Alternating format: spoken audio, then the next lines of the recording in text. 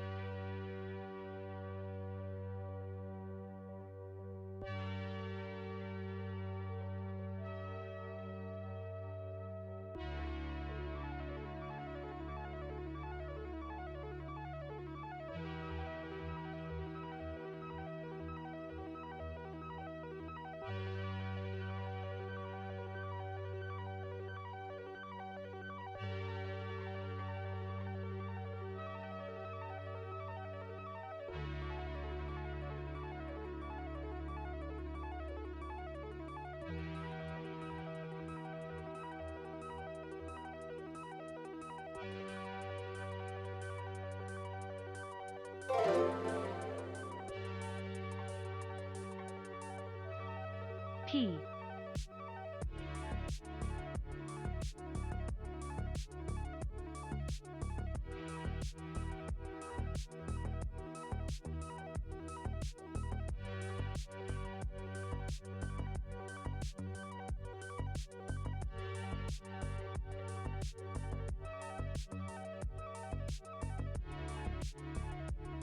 Chantal, thank you so much for the 16 months. Holy crap, that was a really long time.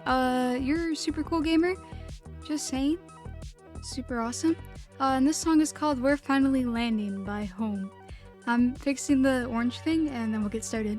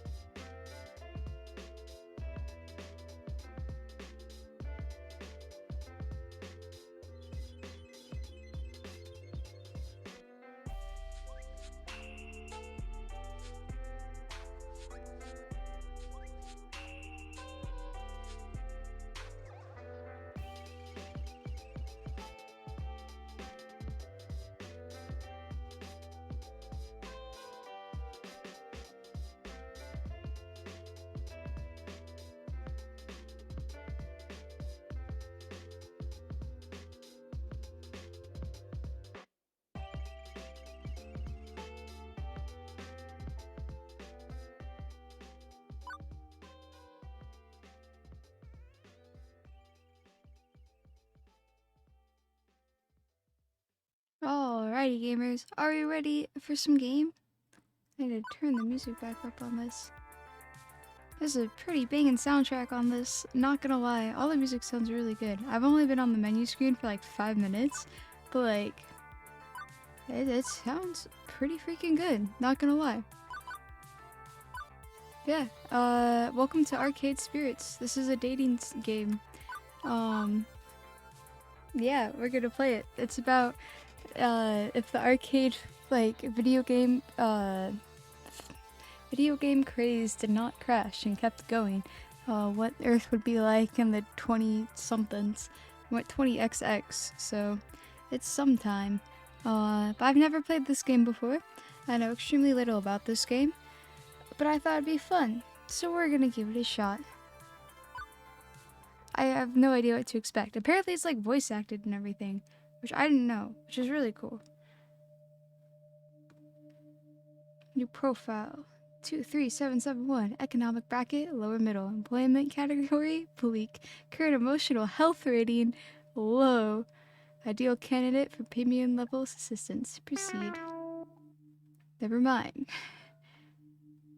Premium level assistance be requested. Proceed. Negative. Pretty please? Nope.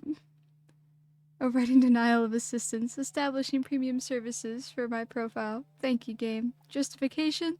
Hope. This game is calling me straight up desperate. Hi, Oidwe! Welcome in, welcome in! How are you doing today? Hope should be reward. Spirit must be restored. Now compiling personal metadata. Do I need to make my own character? Oh, I get to make my own character? Oh my gosh. Oh, I love making my own characters. Oh, you can only pick one set. And it even has short hair like mine. Oh my gosh. Let's freaking go. Oh, this is the best. I love making my own character. Orange hoodie. Yeah. Yeah. First name, Orange. Last name, Pup. It's me! It's actually me! That's the best. I love it when games let you do that. It's me, guys. That's me. That's me. Alright, name, Orange Pup. Wait, oh my gosh, hold on. You can kind of see it. Wait, look at this. My character's in the corner. That's me in the corner. I'm gonna leave my PNG tuber scooted to the side for this, just because I feel like this box is gonna be important. That is correct. Thank you, game. Orange Pup has been activated for the sake of her hopes and dreams. Wow, even this game is calling me single. The following is a work of fiction. Awesome. Let me in.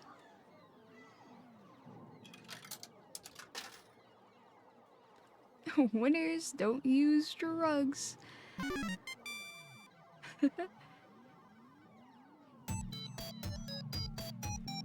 I dig the music in this game.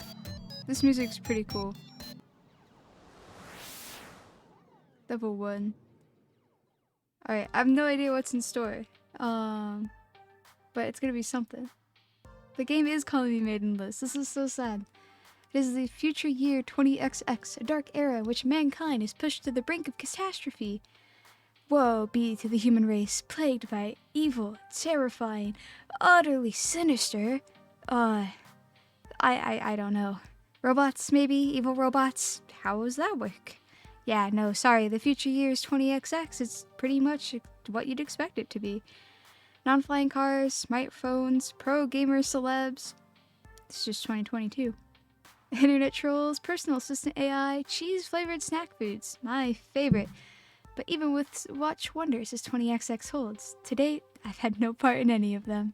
I've worked as a dishwasher, as shoe salesperson, and lifeguard for the local community pool. I don't care what era of human history you live in, kitties peeing in the pool is pretty much a constant thing. Trust me on this. As for the bustling metropolis of 24-hour neon utopia you see here, my little corner of it isn't nearly as shiny and cool. Let me show you. Behold, my quaint little apartment. Can't complain really, it's paradise, in a relative sense. I only pay half the rent. Neighborhood stabbings have been down this year. Also, my roomie picks up any stray socks or shirts I leave lying around. Nice roomie. In fact, as things go, I'm living large compared to most of my family tree. Or at least I was, before today. You got fired from another job? Apparently I did. Seriously? Seriously? That's 3 jobs since we left the suburbs. She's actually really cute. Oh guys, this art style is so cute. The horrified looking young woman there would be my roommate and childhood friend Juniper. I don't know if we need to see any of the other characters, guys. I think we're good. Juniper is the one who spearheaded this effort to co-rent an apartment. She's also the one who encourages me whenever I lose a job. You know, like today. I don't get why you aren't more upset about this. Welcome in, Persona! I'm upset on your behalf. Come on, share the load a little, okay?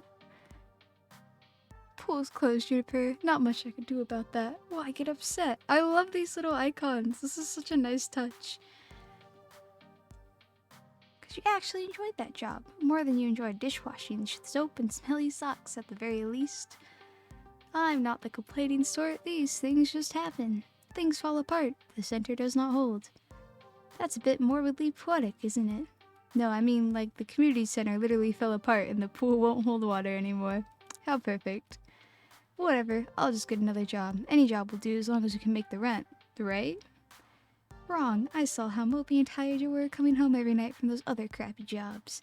At least when you got back from the pool each day, I sometimes caught you smiling. What's the point of us moving away from home if not to get away from all of that? Her voice reminds me of Mabel from Gravity Falls. I It's a mean- nice voice. We both left that town so we could try to find happiness, right? I just want us to be happy. Both of us. Aww. I thought you hated your job. Come on. We're going to find me a job that's just not as just as good, if not better, than the lifeguarding job. A job that's just not as good would probably not be a good thing. Also, I just noticed this little penguin. This guy's really cute. To me, it sounds a lot like Mabel. It really reminds me of Mabel Pines. Standing in front of class to give a speech, and I forgot to put on my pants, and my dream job. Oh, I don't know, Juniper. I've never really given it any serious thought. I've got it. Wolfie Chew? Is that her voice? Oh hey, I think I've just got just the thing to help you out. Juniper. Hi Retro, welcome in. How are you doing today? Juniper pulls out her phone, rapidly tapping an unlock code into the glass before pointing out a little pink icon. It's a virtual life coach app. Mine keeps me from being late to meetings. Totally free too. My cousin introduced it to me. Wasn't he the guy who ended up in the ER after making a homemade flamethrower? Sounds like something I would do. Recommend self-care apps to my friends and then make a flamethrower. Cause you know, why not? Would have worked if he got the fuel mixture in his water gun right. Good for him. 500 points for getting a friend. Recommending a friend? That was perfect timing. I'm gonna help her out. She's gotta earn all her points. We need to get some good jobs, you know. Don't think too long. It's me! That's me! I got the app. What will the app lead me to? Both of us had had it rough, up to and through the point where we left home to try and start a new life. A better one. She deserved better than me and my problems. Bless her heart, she means well. She's been firmly in my corner for all of my life, the two of us, against any dark forces aligning against me. But that's not to say she's good at being my advocate. Enthusiastic, yes. But skilled? No. Typically, the fantastic opportunities and self-help resources she sends my way are pyramid schemes or something. She's gung-ho about lending me a helping hand, but yeah. So the main reason I went ahead and installed the app was to make sure Juniper wasn't about to get her kidneys sold on the black market or something. And you know, that is kind of important. At least we're looking out for each other, right? Bye, Molly. Have a lovely, lovely rest of your night. Thank you so much for popping by. Still, no sense messing with it around with it now. A good night's rest would act as a neat little emotional reset button, right? Right. I'm gonna get waken up by the app. That'd be kind of funny. Nope, just sleeping. I didn't care anymore about being unemployed again. Juniper had already left to catch a bus to her office. She typically leaves before dawn, but she left a note for me pinned to the tiny fridge we shared. Remember, download app, find dream job, make money, sort your life out. I believe in you. That is a big task, all for one day. Her voice actor is Lily Pichu? Oh my gosh! Lily Pichu's so sweet. That's why she sounds familiar. Hi, Coffee! Welcome in, welcome in. Moment of truth. Ooh. It's a choose your own adventure game. I kind of forgot this is how these games work. Do we give the weird little app a shot? Or do I settle for whatever I can find? I think we should give the weird little app a shot. Hello! What? That's like a person. Huh? Anybody else would freak out over a cute girl climbing out of their phone. Me, I went, huh? Also, it's one of those new kind of 3D screens, so you know, not actually magical realism here. Very normal, the distant future year 20XX. She's so sweet. Look at her little headphones. Thank Oh my you gosh. for downloading Iris, your personal life coach. Hi, Iris. This is the ad-supported free version, sponsored by Pizza Yums. Did you know that when you have pizza on a bagel, you Pizza can have bagels. pizza anytime? Let's go. I'm being advertised pizza bagels. Wow. Would you like to subscribe to Pizza Facts? I can subscribe to Pizza Thank you Facts. for subscribing to Pizza Facts. I'm here to help you get your dream job, your dream house, and your dream partner. I'm here to make all your dreams come true. She's really sweet. Pretty tall order for that to do. Are you some sort of wish-granting genie? Well, I suppose in the modern parlance, a massively interconnected database searching virtual assistant could be considered a kind of genie in a bottle. And Persimmity, thank you so much for the follow. Welcome in, welcome in. How are you doing today? Welcome, welcome, welcome. But honestly, all I can do is give you the chance to improve your life. What you do with it is up to you. I can cross-reference search data for you. Without motivation, you won't get anywhere. I glanced up at my phone, at the heaps of laundry and half-finished books and other items strewn about my apartment. Lily Peaches, you're live right now? Nice. Motivation is something I have tons of. I'm Hooray! honest. That's super. I'm really looking forward to working with you. Before we begin, do you have any questions? Sure. Why should I use this app at all? I mean, my phone already had a voice-activated assistant AI. I could just say, "Hey phone, search the web for job listings," and it'd work just as well. Ah, but I have an advanced emotional language interpreter. I'm smarter than the average program, with more heart. She's self-aware, guys. I can help you sort your life out by analyzing your personality and finding you a perfect path in life. All thanks to my glorious, wondrous, patent-pending, super-duper identity identifier system. Between you and me, they really wanted an acronym that matched my name, but they couldn't figure out what to do with the letter R. Would you like to know more? Give me the sales pitch. Every time you think about saying something, I can tag it with an identity. That way you can be the sort of person you want to be. The system allows me to better understand who you are and what you need from life. I do so by analyzing your tone, inflection, and word choice. Turn the music up a tiny bit.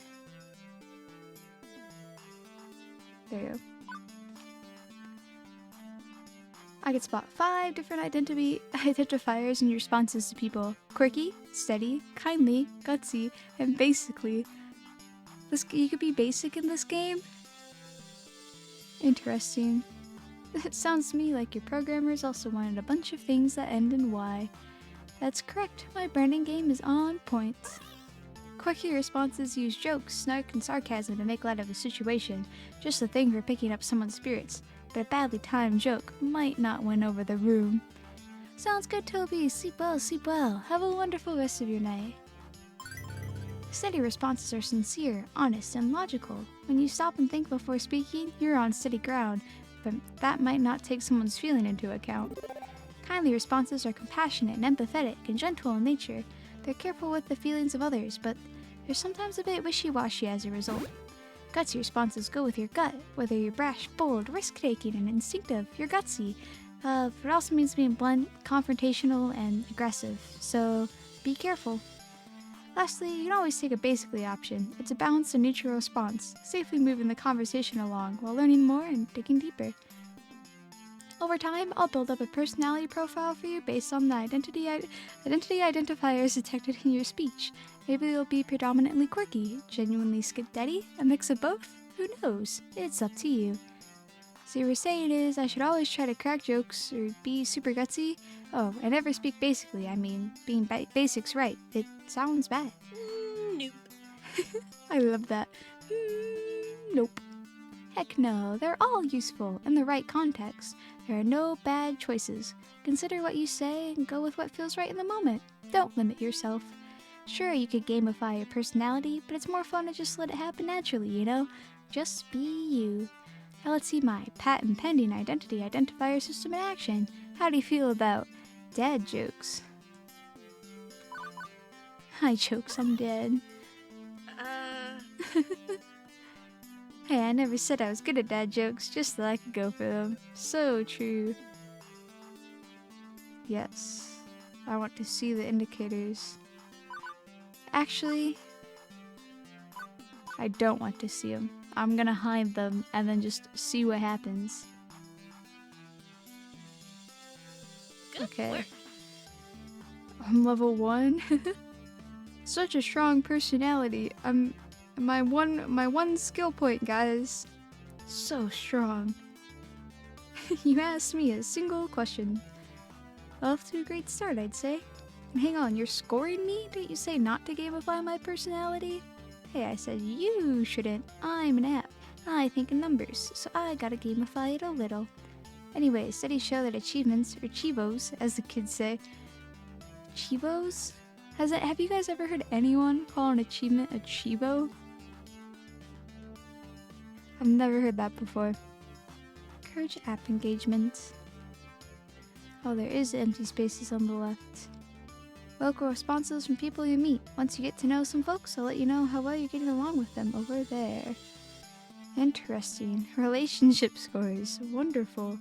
So you also tell me what the correct responses are to avoid making enemies, or do I need to go find a walkthrough for the vast game you're making of my daily life? You're looking at this the wrong way. Generally, people won't get super annoyed at you unless you deliberately and repeatedly provoke them, and it'll be obvious when you're doing that. I promise you that if you bungle a few social encounters, it won't really hurt anything. No cheating needed. Just relax and have fun. You can access your scorecard anytime you like with the Q key, or click on the score in the upper right corner of your screen. Cool. And that's everything. Ta-da! Yeah, I wouldn't be surprised, Persona. She's probably selling my data to everyone else who also has the app, and then is going to start, like, hooking me up with everyone else. Like, you two genuinely match. Now kiss. Hmm? I only downloaded this app because my roomie claims you're a great life coach for the unemployed. What good will taking the quiz off the back of a supermarket checkout rack magazine do with that? Why, it'll help me understand your spirit, of course. You can talk to ghosts? Is there a ghost in the room right now? Am I a ghost? Plot twist. You have to tell me if I'm a ghost. That's the rule. No, silly. I mean your spirit. Your hopes and dreams. Your life's passions. I can even help you find romance. Romance? Romance? Seriously? Seriously, often you can find your soulmate and your dream job in the same place. Interesting. But if you'd rather focus on gainful employment for now, that's fine too. Workplace dating. Well, that's a recipe for disaster. Hitting on coworkers right from day one can be kinda awkward. Or am I looking for love and ready to start right off the gate? Never get a second chance to make a first impression. If I meet the right person, why put it off? How do I want to handle this new opportunity? 40 first impressions? Ooh. Play it cool on day one at least. Romance may or may not happen. We'll see. Your social media feeds and personal information metadata. Aha! I knew it. This is some kind of scam. I'm going to wake up in a bathtub of ice, missing a kidney. Sure, I can help you register as an organ Bad donor. command or file name? Oh, you're being sarcastic. Sorry, I haven't quite finished analyzing your personality. I couldn't tell. Relax, I won't share information with any third parties, strictly so I can find your dream job. Am I authorized? Another wonderful Juniper recommendation here, just like 17 self-help books on my shelf. Still, 18th times the charm, right? Yep, Please go enjoy ahead. this recorded music.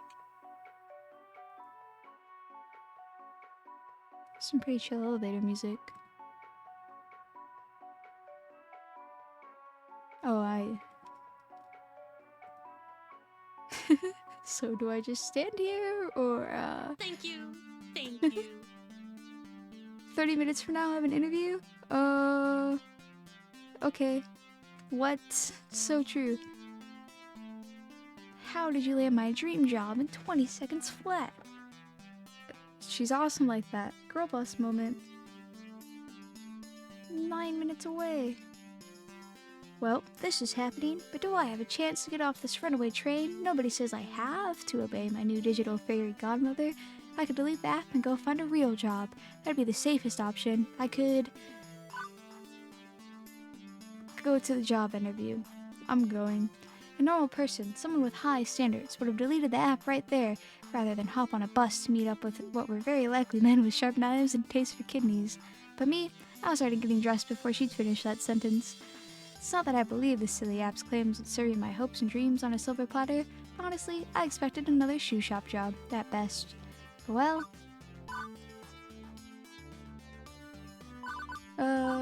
be worth a laugh at the very least. Personality quizzing app is going to solve all my life's problems. Yeah, and I'm a Nigerian prince with $1 million. But it satisfied Juniper's whimsy to see this through, and when it crashes and burns, it'll make it for an amazing story to tell people. 100 bad days makes 100 good stories. 100 good stories makes me interesting at parties. I resolved myself to accept the inevitable disappointment, smile on the face of my usual fate, and look for jobs in the paper tomorrow. As I came to realize, weeks later, the amazing story I'd be telling people wasn't to be one of failure. Ho ho ho. I'm gonna succeed. The Funplex. Whoops up. The bus drops me off, oddly enough, not very far from Juniper's office building, although my destination isn't nearly as upscale as that. This is, well, it's a strip mall. Strip malls are relics of 1900s, places where a random assortment of weird little businesses jam as many of themselves into as tight of a space as possible. For instance, I've seen a dentist, a used bookstore called The Whole Story, an arcade, a fast food joint, and a boarded up health spa, once called Laddies and Enemas, which sounds, Hey! Listen! interesting. What do you think? I think that's two things no human should ever combine. No, I mean about your future place of work. I'm desperately hoping we're not talking about the same thing. Which one of these businesses exactly am I working at? I don't know anything about oral hygiene or old books, and I'd rather not be a fry cook. The one in the middle, silly. What, behind the arcade? It is the arcade. What? Trust me on this. I referenced and cross-reference and cross-cross-cross-reference your personality details, personal history, and social media connections. This is your dream job. My dream job. Really. 99.97%. That's pretty accurate in my opinion. Should probably explain my confusion. Arcades are big businesses in the entertainment sector. Pro gamers are celebs, 5-star arcades are social hotspots. It's always been popular with the mainstream. Well, restaurants are popular too, right? For anybody who opens one hoping to be the next Iron Chef, a dozen more shut down in failure. Arcade competition is fierce. Paydays range from peanuts to gold. And sure, those who make it can secure fame and fortune, but those who don't, well, no wonder Iris sees this as his dream job. Video games were always as popular though. I read an interesting article about it once. Back in the year 1980, we narrowly avoided a serious industry crash, which would have left video games as a kid's toy fad, like hula hoops. No mainstream acceptance. For instance, one of the factors could have been a terrible game based on a kids' movie about a cute little alien visitor who wanted to phone home. That game was complete. If this game was complete poop butts, like poop from a butt, and massively overproduced, it ruined video games for years. Fortunately, cooler heads prevailed. The game was delayed until it could be developed properly, and the crash was averted. The crisis only exists in theory now. Sometimes I wonder what it would be like for people in the darkest timeline, where everything went wrong. Are gamers considered nerds and outcasts? Are arcades vanishing points of nostalgia? The mind boggles. The joke is, that's the timeline we're living in right now. We had the crash of 1987, I think. Video game crash, and now I'm a Twitch streamer, so not that bad. Hey Tiger, welcome in, welcome in. Make no mistake, as popular as they are, the arcade industry is a dodgy, risky prospect for a job. Plenty make a run at it, only to come up short. It's going pretty good, Tiger. Thanks for asking. How about you? I'm playing a dating sim. I just got a job at an arcade. Considering Iris was tasked with getting me a job that I enjoy and could keep for more than a few months, this left me a bit confused. Iris, this isn't me saying no. It's an interesting prospect, but I mean, are you sure about this? You say you're 99% sure. 99.97%. 99.97% sure. Ooh, heck yeah, Tiger. I hope those all went well for you. Heck yeah. Well, I hope you enjoy your weekend. You deserved it. Won't this be like my lifeguard job though? Satisfying but short-lived? This arcade doesn't exactly look like a 5-star. It's no Deco's Palace, that's for sure. To be perfectly honest, I haven't set foot inside an arcade in I'm guessing a really long time. 15 years. Huh, I remember really enjoying arcades when I was a kid. I wonder why I stopped going to them. The Nightbot is slacking today. That took a long time. Aris interrupts that thought, eager to show off her My homework. sources say yes. I say I was 99.97% sure I meant it. That's not some attribute word number. I'm designed to be a bit silly and whimsical, but my math is deadly serious. My coders made me to be warm, personable in front of a database array that's currently laser targeted on getting you exactly what you need, right here, right now. And this place inevitably collapses and I lose my dream job. What makes you think that's gonna happen? Because it does. It always does. It is a really hard word. I don't think your database accounts for my family curse. We've always had to, I don't know, compromise, settle, because things rarely work out. You always have to be ready for the worst. This is why I take things in stride these days. Does that mean you shouldn't even try? I open my mouth to protest, and then close it. As often as my life tends to crumble out from under me, it's not like she was wrong. I still had to try.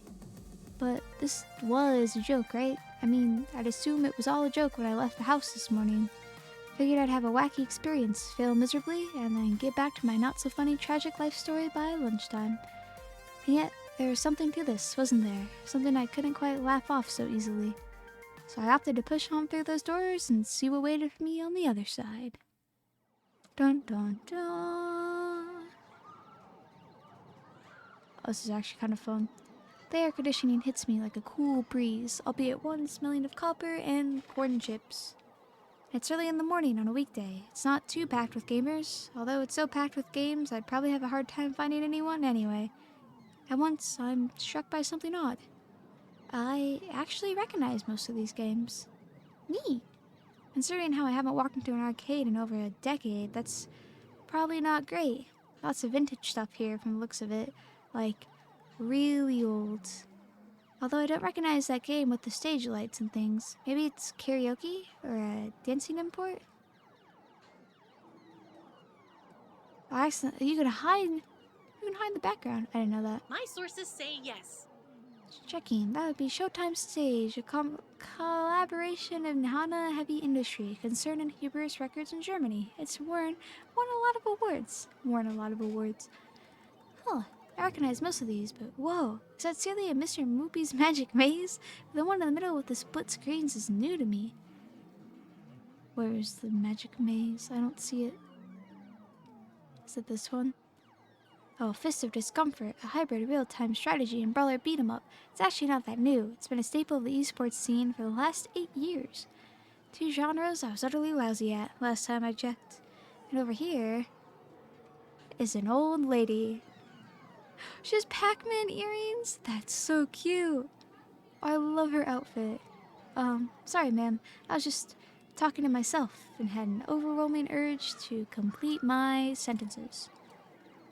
Thankfully, I don't even think she registered me calling her old. She looks up from her knitting, seated behind the ticket prize redemption desk, and offers a wrinkly smile. Well, hello there. Always nice to meet someone new in the Funplex. Wait, isn't the Funplex the name of the security breach place? What's the place that the Freddy Fazbear's at in Security Breach? Isn't that also the Funplex, or is it the Megaplex? It's somethingplex. The what? Francine's Arcade Funplex. Didn't you see the sign out front, dear? Well, I chose to knock off the first Pizzaplex, 2 there you words go. when they got knocked off the building during the storm of 1980. Now it's just the Funplex, I suppose. So, how can I help you, dear? The Perplex. That's me every time I try to read a sentence over 5th grade reading level. I like the storm of 1980. Whoa. Been in business for XX years? Are you Suplex the Clown?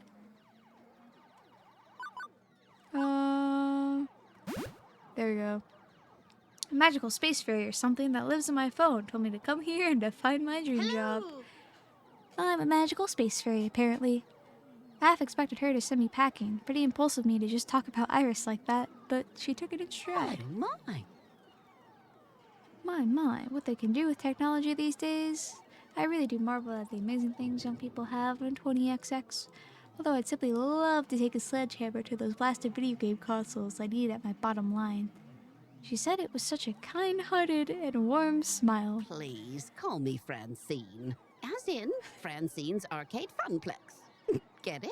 I like her. I like Francine. I like her hat. She seems cool. I think we should be homies. Just my opinion. Actually, thinking about it, I suppose we were originally Frederick's Arcade Funplex, named after my dear departed husband. Aww. Sadly, he died peacefully in bed some years ago. Poor Francine. I'm sorry to hear that. No, don't be. He died doing what he loved. Orange pup, ma'am.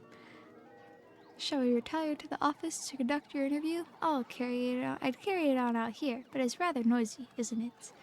Yeah, about that. How do you deal with the constant noise anyway? Eventually, you just sort of learn how to filter out all the beeps and the boops. It could take weeks to become acclimated, I found, but in the end, done. There's no more beeps and boops. Bro, I have like a mind palace level 1000. It just stops and I love her. She's cool. She seems like a really cool caramel. She quirks an eyebrow. Oh, now that's faster than the others. Not bad. Shall we see what you're made of? This way, please. Penguin there, baby. Penguin there, baby. And into a door marked employees only. It takes all my straight not to point out the extraness apostrophe. Welcome to our little backstage oasis. I suggest we do this in Gavin's office, but it's a bit too untidy. I don't blame the boy. He's been so overworked lately. Please, have a seat and we'll begin. As quirky as this place and owner may be, at least I'm confident that I can nail the interview portion of the proceedings. I've interviewed for a dozen jobs and held down 3. I know all the standard questions. What are your greatest strengths? What do you see as your weaknesses? Once I even had to describe how to assemble a Lego set to prove my communication skills. Considering I ended up washing dishes. I'm not sure why, but the point is, I'm confident, prepared, ready. If you were a dinosaur, what dinosaur would you be? I love this so much. Paralelophosaurus. What? If you were a dinosaur, what dinosaur would you be? Right, okay. Maybe this wouldn't be a typical job interview after all. No problem. Go with the flow. Let's do this. Brontosaurus, big dudes. Enjoy salad. Pterodactyl. I've always wanted to be a bird, so... Wait, no, all dinosaurs are basically birds. Let me rephrase. I've always wanted to be a flying bird. So pterodactyl, swooping around, catching updrafts, staying way away from meat eaters. Really, how exciting. Even if technically speaking, pterodactyls aren't dinosaurs. What's your favorite snack? Favorite snack? Snack? If that was a favorite food question, I'd have this down easy. It's tacos. Always tacos. That's me. I love tacos. Tacos are so good. Tacos are actually one of my favorite foods. When you have pizza on a bagel, Pizza bagels. Please say pizza bagels. When pizza's on a bagel, you can have... What is my favorite snack? Tacos are also my favorite snack. Tacos and only tacos. There's no other sustenance. Tacos are the only thing to ever exist. You can see you're a person that knows exactly what they want and how to get it. You know what they say, you are what you eat. What would that make me then? A crunchy taco? Next question. What assets can you bring to the team during the inevitable zombie apocalypse? Inevitable zombie apocalypse? Bro, she's preparing for something. Is this interview for real, or is this just a dream? As I look into Francie's deadpan expression, I know she's 130% serious. No lawyers left to sue for malpractice. that one. In a world without lawyers, I would do a good job. I like how that's the only thing holding me back. Not that I'm like an actual doctor or anything. Just like, there's lawyers. Lawyers are the only thing holding me back from being a medical professional. She does sound like Cruella. Oh, she does. She gives like cool Cruella vibes. Like Cruella, if she wasn't a villain, it was just like a gamer grandma instead.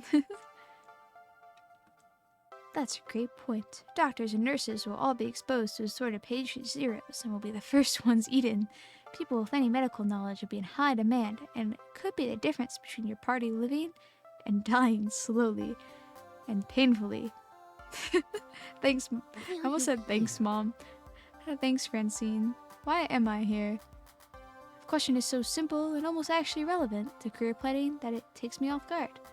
I told you, the magical space fairy in my phone sent me here to find You're a job. seeking a job, true. But that doesn't really answer my question, does it? Guess not. No doubt. You think my interview questions are a bit silly, but I like to think of the Funplex as more than a collection of tasks and people to Sorry, my perform straw those made tasks. noses. Noises as I try to drink out of it. Most folks my age opening arcades at that time saw it as just another way to make a quick buck. But, well, I saw it as something else. Something more than a way to make a large pile of quarters. A big pile of quarters. And I expect you'll find the others working here see it as something more too. Everyone has a dream they're chasing, dearie. And for my friends, it lies within the Funplex. This seems like a magical place, No. guys. If all you want is a paycheck, I can provide that. But the last fellow in your position, that's all he wanted. And he didn't last long. Well- So I ask you again, why are you here? To be honest, I didn't have anything better to do, and I thought it'd be funny. No way I'd say that out loud, though. As strange as this job interview has been, I'm getting a glimmer of hope that there may be something to this. Let's put all jokes aside and actually think this through.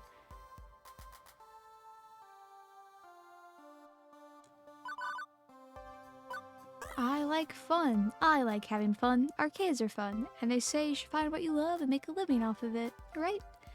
When I was a kid, I went to arcades all the time with my family. I remember having a ball there. It'd be nice to experience that fun again.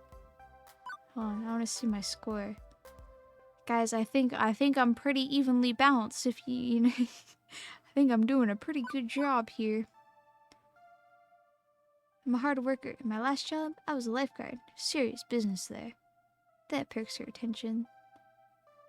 A rather serious occupation, that's an unusual step from such troubled waters to a land of make-believe. You enjoy this role as a lifeguard, I take it. Yes, ma'am. My roommate says she often noticed me smiling after coming home from work, which makes Miss Francine smile in turn. I can't say I can offer a role with such high stakes, but you'd be surprised at the many ways one can save a life, even here. Very well, I'm satisfied. Let's get you to work. I breathe easier at that. Probably the weirdest job interview I've ever had, to be sure, and yet it felt appropriate, like it was about far more than just filling in a slot on the payroll. Francine leads me back to the arcade floor to introduce me to my duties. It only occurs to me now that I forgot to ask exactly what duties this mystery job I'd accepted really involved. We're in for a surprise. Let's go. Francine gestures to the seat she was occupying previously, a stool behind the prize desk. Oh, how marvelous. Ooh. Sitting here, you mean? Sitting here and helping players redeem tickets for valuable prizes. Yeah, get the Orangezoid Wii. I glance at the right-of-way of pencil toppers, rubber spiders, and tiny plastic toys cars on display. Well, for prizes, at any rate, it's such a relief. I'd really been stretching myself thin lately trying to fill in since the position was vacated. If you don't mind me asking, ma'am, why did the last guy who sat here end up quitting? Something about being so bored out of his mind that he felt like jamming one of those 500 ticket plush dolls down someone's throat. Wow, that's great. Oh, such a shame. That was her grandson? That was her grandson? Interesting. The last person to work this desk was your grandson? Anyway, Gavin should be by soon. He'll handle paperwork and all that administrative nonsense. Now, if you don't mind, all this talking's tired me out some. I'll be in the back of my office if you need me. Look at me. Queen of the prize counter. I like this one. I think this is an elephant. This one stands out to me. Also this dude. No, this guy right here. This one's upside down. He's so cute. Semi-comfortable stool leaning against the desk. Beneath me, a wide array of cheap junk awaited my attention. I could have lost hope then and there that this job would even be slightly more engaging than being a dishwasher, but chose to look on the positive side. It helped kids attain toys that will become nostalgic memories for years to come. Right? Right? What is that? Any minute now.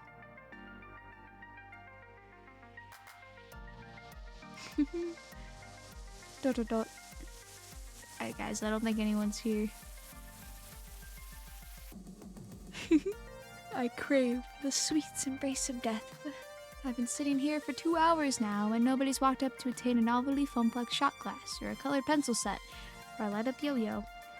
Lunchtime's approaching and so far the only people walking in and out of the arcade are a few stray adults who have no interest in cheap friendship bracelets. Thankfully, my first customer of the day arrives before I could start wondering if one of those 500 ticket plushes could really fit down someone's throat. Or maybe not. Nope, just walking right on by me, his head buried and reading some sort of spreadsheet off his tablet. Was he here to play? Doesn't seem like the typical businessman on a break, or unwashed and employee game aficionado. In fact, he seems like a cool dude.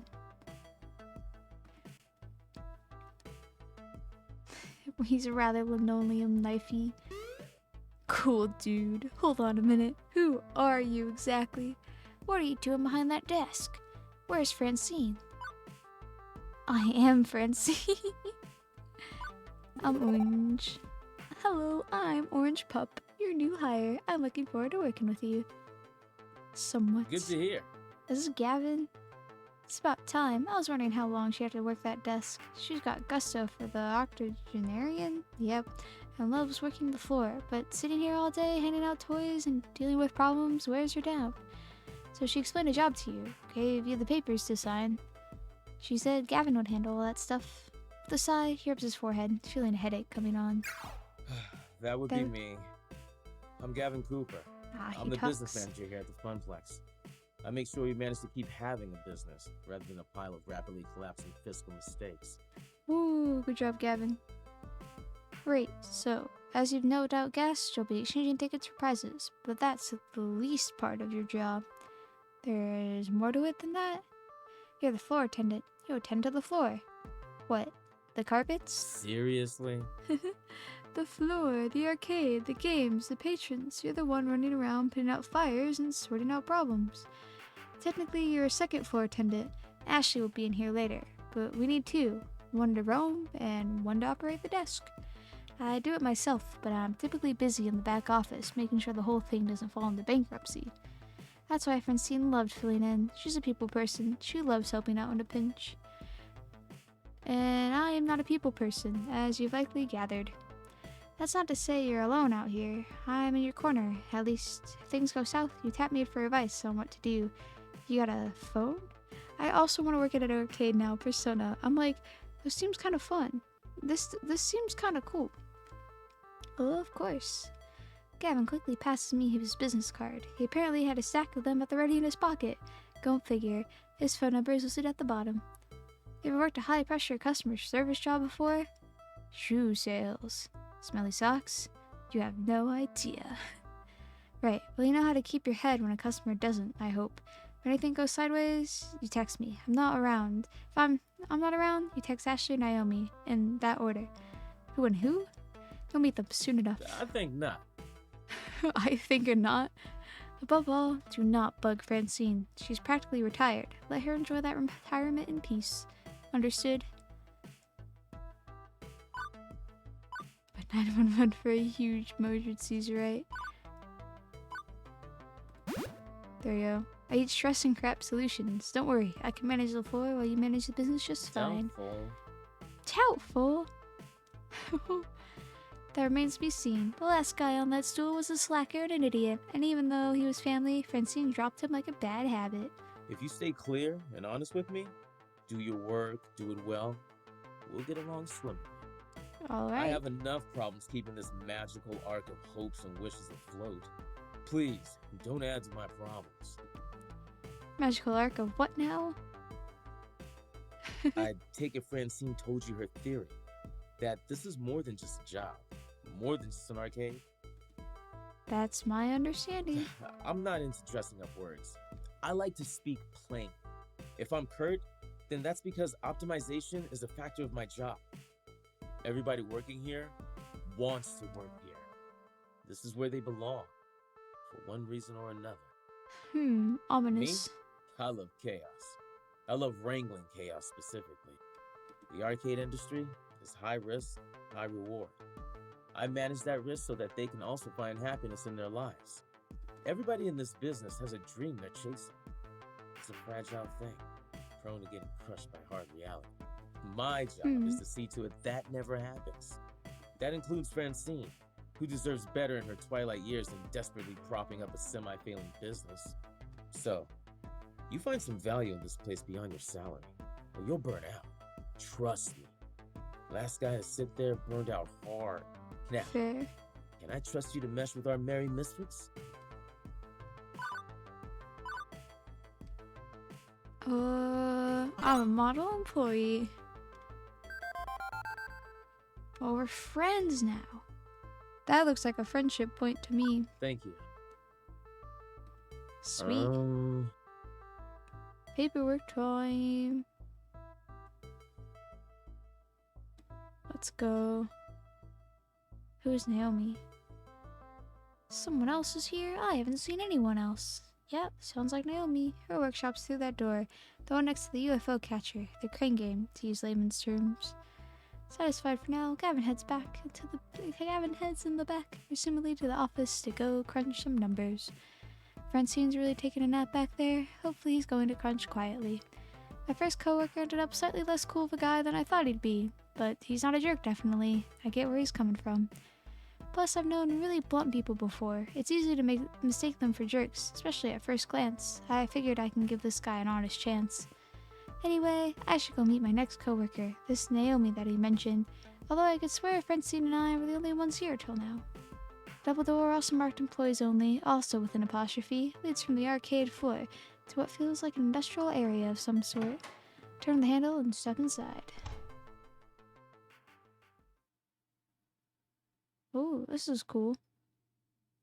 In a little room tucked away between the back offices and the Funplex front, I found it was very likely this Naomi, spoken of only in myth and legend. A girl about my age, but certainly not my height, is tinking away on what looks like an old tube-style monitor. Huh, I didn't realize they had so many circuits. She doesn't notice me when I come in, too busy soldering a capacitor into place. The lingering smell of melting metals fills the air in the poorly ventilated workshop. Excuse me. For lack of a better way to interrupt her, I was worried no matter what I did, she might, I don't know, burn her fingers or jump so high she hit the ceiling or something. Fortunately, the shock's not quite that intense. Ah! Oh. She's pretty cute too. Hello? Hey, you know this room is for employees only. She said, with no apostrophe. Are you lost? Do you need something? I'm Orange Pup, and I'm the new floor attendant, starting today. Oh! Hi! I didn't realize Francine already found someone. Let's turn the voices up a little bit. The voices are all the way up. I guess I forgot to check my text. Oh, whoops! She spares a glance at her phone on the nearby workbench, where a huge stack of green notification messages lie in wait. Hi, Tidal! Welcome in, welcome in. This is a dating simulator based in arcades in the future. And we just got a job in an arcade, and now we're meeting all the other people. One thought comes to mind on actually seeing her. She was focused. Yeah. The room's right at the heart of the building, but totally isolated. With heavy doors closed behind me, I can barely hear the arcade. She looks like the girl from Attack on Titan. Nice. What I first noticed is her smile. Even when squinting to see the tiny components on that circus board, even when laser focused, she was smiling happy. Anyway, I'm Naomi Fairchild, the Funplex's techie. Hi! Pleased to meet you. I was expecting Gavin, though. He usually checks up on me about now. I'm checking up instead. He's busy doing strange things with numbers. Yeah, that sounds like Gavin. I take it he sent you along to help? Great. Give me a hand with this monitor. It's really heavy, and I'm still paranoid about dropping it after what happened last time. I might drop it too. Really? What happened last time? Well, I dropped it. Fair. Oh, right. She helps me lift the large ray tube, slotting the heavy metal framework into place with the exposed guts of the nearby arcade cabinet. Once done, she starts hooking wires back to the other wires. There's a surprising number of green circuit boards in that largely hollow wooden shell. This is the first time I've seen the inside of one of these things. It's weird. Lots of empty space, a couple of large slabs of circuits, and that beefy monitor. Maybe we could fill it with nacho dip? Why is it so empty in there? Seems inefficient. Couldn't you pack more games in the arcade if it was more compact? Not really. It's more about the footprint on the floor than the vertical height. Naomi keeps working, using a pocket multimeter to check various connections as she speaks. Let me explain. I mean, compare American and Japanese cabinets. Ours are designed for standing players, so they have to be upright, even if that means an empty base. Japanese candy cabs are shorter, so you play sitting down, but I prefer American style. Ours have more room for art. She closes up the rear access panel, closing it with one of the many keys on the keyring at her side, and steps back to admire her handiwork. There's genuine joy in that smile, not just at a job well done, but looking at the whole thing, like it's a fine sculpture. So beautiful. I love the classic Midway style. Look at those sharp angels, angles, the side art decals, the bold font on the marquee, the bezel artwork. The what on the what and the what artwork? With a sigh, Naomi points out the key features to me. The ship across the top with the game title, that's the marquee. The artwork there is on the monitor, that's the bezel. I mean, you see it too, right? How beautiful and cohesive it all is, working in harmony to give its game its own unique feel, its own experience. As for me, well, it's beautiful in its own way. The way she stares lovingly at this, well, honestly, this box of wood and circuits and vacuum tubes and stuff, I think I understand. It's made to be one whole thing. The art, the style, and of course the game itself. All of it part of the same experience. Everything about this game is the game. If you run in an emulator on a game console instead, it's made lesser. Yeah, I guess I can see it. It's beautiful in its own way. Oh, good. Naomi lights up with joy like a pinball machine, all twinkly and shiny. Woohoo! Finally, so few people really understand the beauty of a classic arcade game. Having someone I could talk to about this stuff is going to be great. Especially with that jerk Gavin running the numbers. Gavin? What's wrong with Gavin? I don't know. Okay, well, don't get me wrong, I just can't get along with him, generally, but his little attitude just... I can get along with him generally. Ugh. All he really cares about is money. He keeps the arcade running, yeah, but I just know if he had his way, he'd gut the whole place. If anybody's gonna ruin the Funplex, it's him. Mark my words, it's inevitable, just like that zombie apocalypse. That doesn't sound right. He seemed easy enough to get along with. What's more, Gavin gave me that whole speech about protecting their dreams. This looks like a pretty sore point here. A long-standing argument with the new gal really shouldn't get involved with. Yet, I'm involved, aren't I? I have to work with both Naomi and Gavin, so I'm not sure I should prod at it. But I kinda want to know too. Don't rock the boat. So, what's there to do that's fun around here? What? Play games? It's a funplex. It's literally a place of fun. Right. I knew that. Sorry. I always ask awkward non-questions when I'm No, I should apologize. You just started here and I'm dumping workplace gossip on you. That's mean of me. I try to stay cheerful, really, no matter what.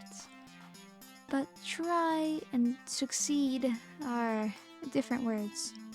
Anyway, don't worry about it. Gavin's my problem, not yours. Right, let's get back to work, shall we? Now, for the less fun part. You seem like a strong, strapping kind of gal. Well, a strong gal, at least. Well, you're a gal. That's enough. I'm semi-insulted, then. Okay, let's get to it. Right, a little to the left now. My left, you're right, careful. Now forward, right, correct, I mean, not turn to the right, keep it coming, and there. Carefully tip it into place. Victory. I gently ease the rolling dolly forward, the giant wooden box standing in a place alongside its neighbors. The two-wheeled dolly makes it easier, but hardly easy, especially with Naomi fretting over her baby getting scratched, or worse, falling over. But with the work done, she's all smiles again. Okay, glad to be done with that one. I swear, I've been working on that monitor for ages. Those tubes are finicky as heck, and I'm still not totally satisfied with the flyback, but thanks for helping me out, Orange. I think you're gonna do just great here. Happy to Alright, stomach growling, food required, except I wasn't actually expecting to be working today. I forgot to pack a lunch. When you have pizza on a bagel. If you had pizza on a bagel. Hey, guys, what would you do if you had pizza on a bagel? So, any good restaurants in walking distance? I think that bookstore next door sells donuts and stuff, but... Oh, no, not really, unfortunately. I mean, there's Cheapo Wub Sub sandwich place, but even if that stuff is super tasty, you don't want to go there. You need to eat healthy. Hey, I know. Wait right here. And she's off, scurrying back to her hidey hole. And she's back, scurrying from her hidey hole. Lunchtime, here you go. She pressed a box lunch into my hands. It's a bento box. I learned how to make them from my mom, who learned from her mom back when they lived in Japan. Rice and pickles and all sorts of good, healthy things. Wait, you're giving me your lunch? Sure, why not? And yet, when I first walked in as a stranger, she looked super uncomfortable with me. Now that escalated quickly. What'll you have for lunch then? Oh, I can just get some nachos from the vending machine, or go hit up the whole story next door. I've got a book delivery to pick up anyway. But you said eating healthy was important. See ya. Oh, okay. I can't help but think she was just looking for an excuse to go get some junk food instead. So Naomi definitely fits in with Francine's ideals for the arcade. She's got a love for these games, and it shows. And giving me her lunch? Me, a total stranger? That's a kindness I don't know if I deserve, but I appreciate it all the same. So, bento box, I've only seen these in anime. It's cute, and hopefully has plenty of calories too. Armed with a box of health food, I retire to the employee lounge to get my munch on. There's only like 2 employees though. Shouldn't we like stay out on the floor? Because I'm pretty sure the other person just left. The room where I had my bizarre job interview will suffice for food times. It's not much, a few folding chairs and a kitchenette, but it'll do. Utterly famished by this point, I have a seat and pack my loaned lunch. What is that? Why did it play such scary music?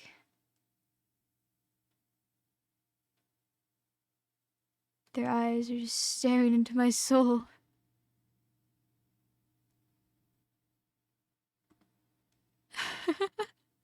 Oh wait, deaf, coherent screaming, incoherent screaming.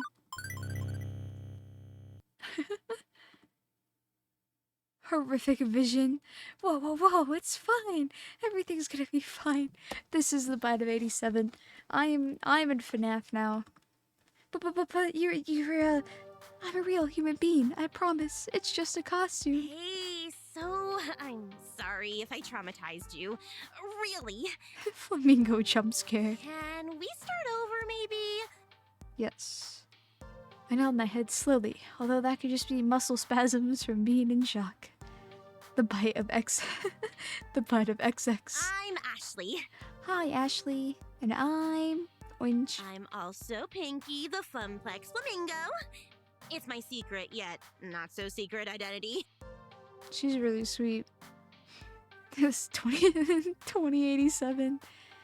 What the funplex? What now? This is almost too much to take in. Gavin was a bit of a lot. Naomi was off the scale cheerful. I've met some really intense people so far. Did you sneak into the employee section just to get my autograph? Me? Or no? Oh, I thought you would recognize Pinky from all the signs around the arcade. Pinky She's is blushing. the mascot of the Funplex after all. Oh no, that's not what I meant at all. I mean, I work here. You work here? Since when? Since half an hour ago. Today, this morning to be specific. Oh, awesome! Welcome to the Funplex. Welcome to the Funplex. I mean, it would have been way cooler if you were just so enamored with the chibi flamingo creature plastered on every wall that you just had to know more.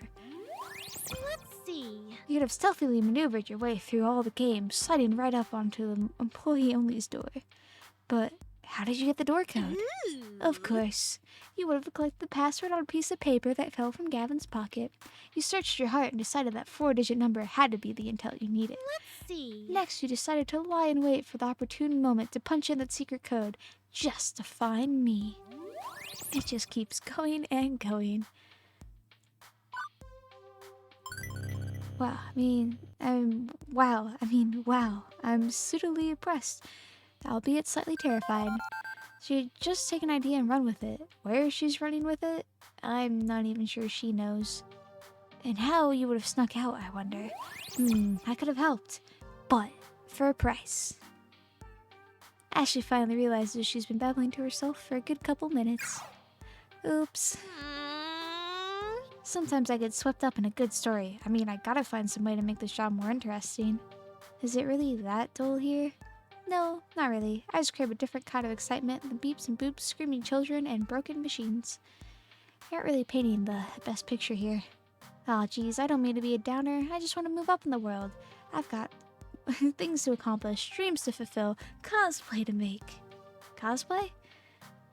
As we switch topics, it's like she's a completely different person. Ashley's eyes light up and she smiles. Yeah, you know, like dressing up as your favorite video game character or a TV character. I love it. I haven't cosplayed in so long. I really want to do another cosplay again soon.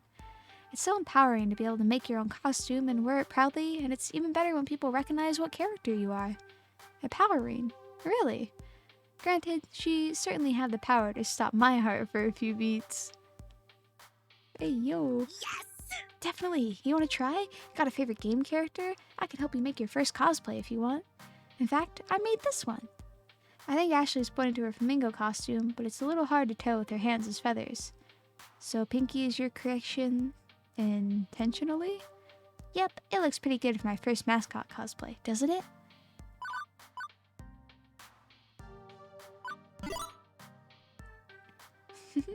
What I know about costuming, you print on the back of a matchbook, but clearly you know your stuff. It's interesting how everybody at this arcade has one thing that they're super passionate about.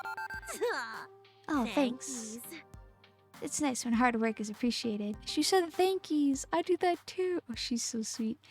I wear it around the Funplex to liven up the crowds, get people pumped to play some games, and the kids seem to adore it. That makes sense. Although the arcade has been completely dead so far. No crowds to pump up or kids to be adored by. Hey, secret between you and me? Ashley motions for me to come closer. She leans in, glances around the room once, and then talks in a hushed tone. I did some repairs on Pinky overnight. Guys, I might get bite of 87'd. I had to re-stretch the left arm, and I was giving her an old test drive to make sure it doesn't fall off. Huh. Limbs falling off seems bad. Oh, it was. Yesterday I was dancing with a little girl. Must have been like 5-6 years max. Anyways, we were next to the Showtime stage when she tugged on my arm and... whoosh. She cosplays the souls of kids. Ashley would be a FNAF cosplayer. You know she has like a full animatronic Springtrap costume. Off came the arm. The girl instantly started bawling. Well, at least you are consistently scaring people and it's not just me. Nope. Hey now. I don't want that to happen again. I feel so bad. But enough about me. What about you? So you're Carl's replacement? I guess so. I'm the new floor attendant. I attend to the floor. The floor is the thing I'm attending to when I'm not going into cardiac arrest. At least you're funnier than Carl, that's for sure. I can't wait to go home and tell Juniper I do have a sense of humor. She'll be so proud. I assume you've already met Francine, but have you had a chance to meet Gavin and Naomi yet? Yeah, I met them already, although it seems like they aren't too keen on each other. Right? As she rolls her eyes and lets out a sigh. I wish they would hurry up and make out already. Yeah. Wait. What, seriously? So, are they going out? Ha, nope. They always bicker like an old married couple. It's classic anime cliche. The ones who fight always end up together. Mark my words, Orange. Consider them marked. Beep beep. Oh, I got a message. What's that sound? Drat, I set an alarm for my lunch break was over. Time to get back to the grindstone. I didn't even get a chance to eat. What? No! Orange needs her calories. You eat up. I'll go watch the floor. In fact, how about I take over the ticket desk for the next shift? You do my job and wander the floor for a bit. Fair enough. Thanks. Ashley winks before her face disappears in the dark recesses of that inhuman mask. As I'm wolfing down rice in the shape of a little heart, wow, it occurs to me that I didn't actually ponder my first impressions of Ashley yet. Let's see. I like her a lot. The way Ashley's whole expression changes when she talks about the things she's passionate about just warms my heart. Her beaming energy just lights up the whole room. I wonder if one day I'll be that excited about something. Anyway, with lunch in my belly and break time complete, the second half of my workday began. I'm working a double shift right off the back. Dang. Rolling into the afternoon, the crowd starts to fill out. School's done, and the late rising pros are heading to the arcades of choice. With Ashley covering the desk, my job is to wander the floor, looking for problems, or potential problems, or just making sure that everything's A-okay. But for starters, it's a good moment to collect my thoughts. I think I'm off to a decent start with my coworkers. Good first impressions, at any rate. Cooperation's going to be a must. I've had awful coworkers before. Oh, cooperation's going to be a must. I've had awful coworkers before. They can just really drag down your day. Hang on, no time for daydreaming. I think I spot, let's see, 3 possible issues to look into. I should have time to get to all of them. Which do I tackle first? Someone's mad. Someone's also mad.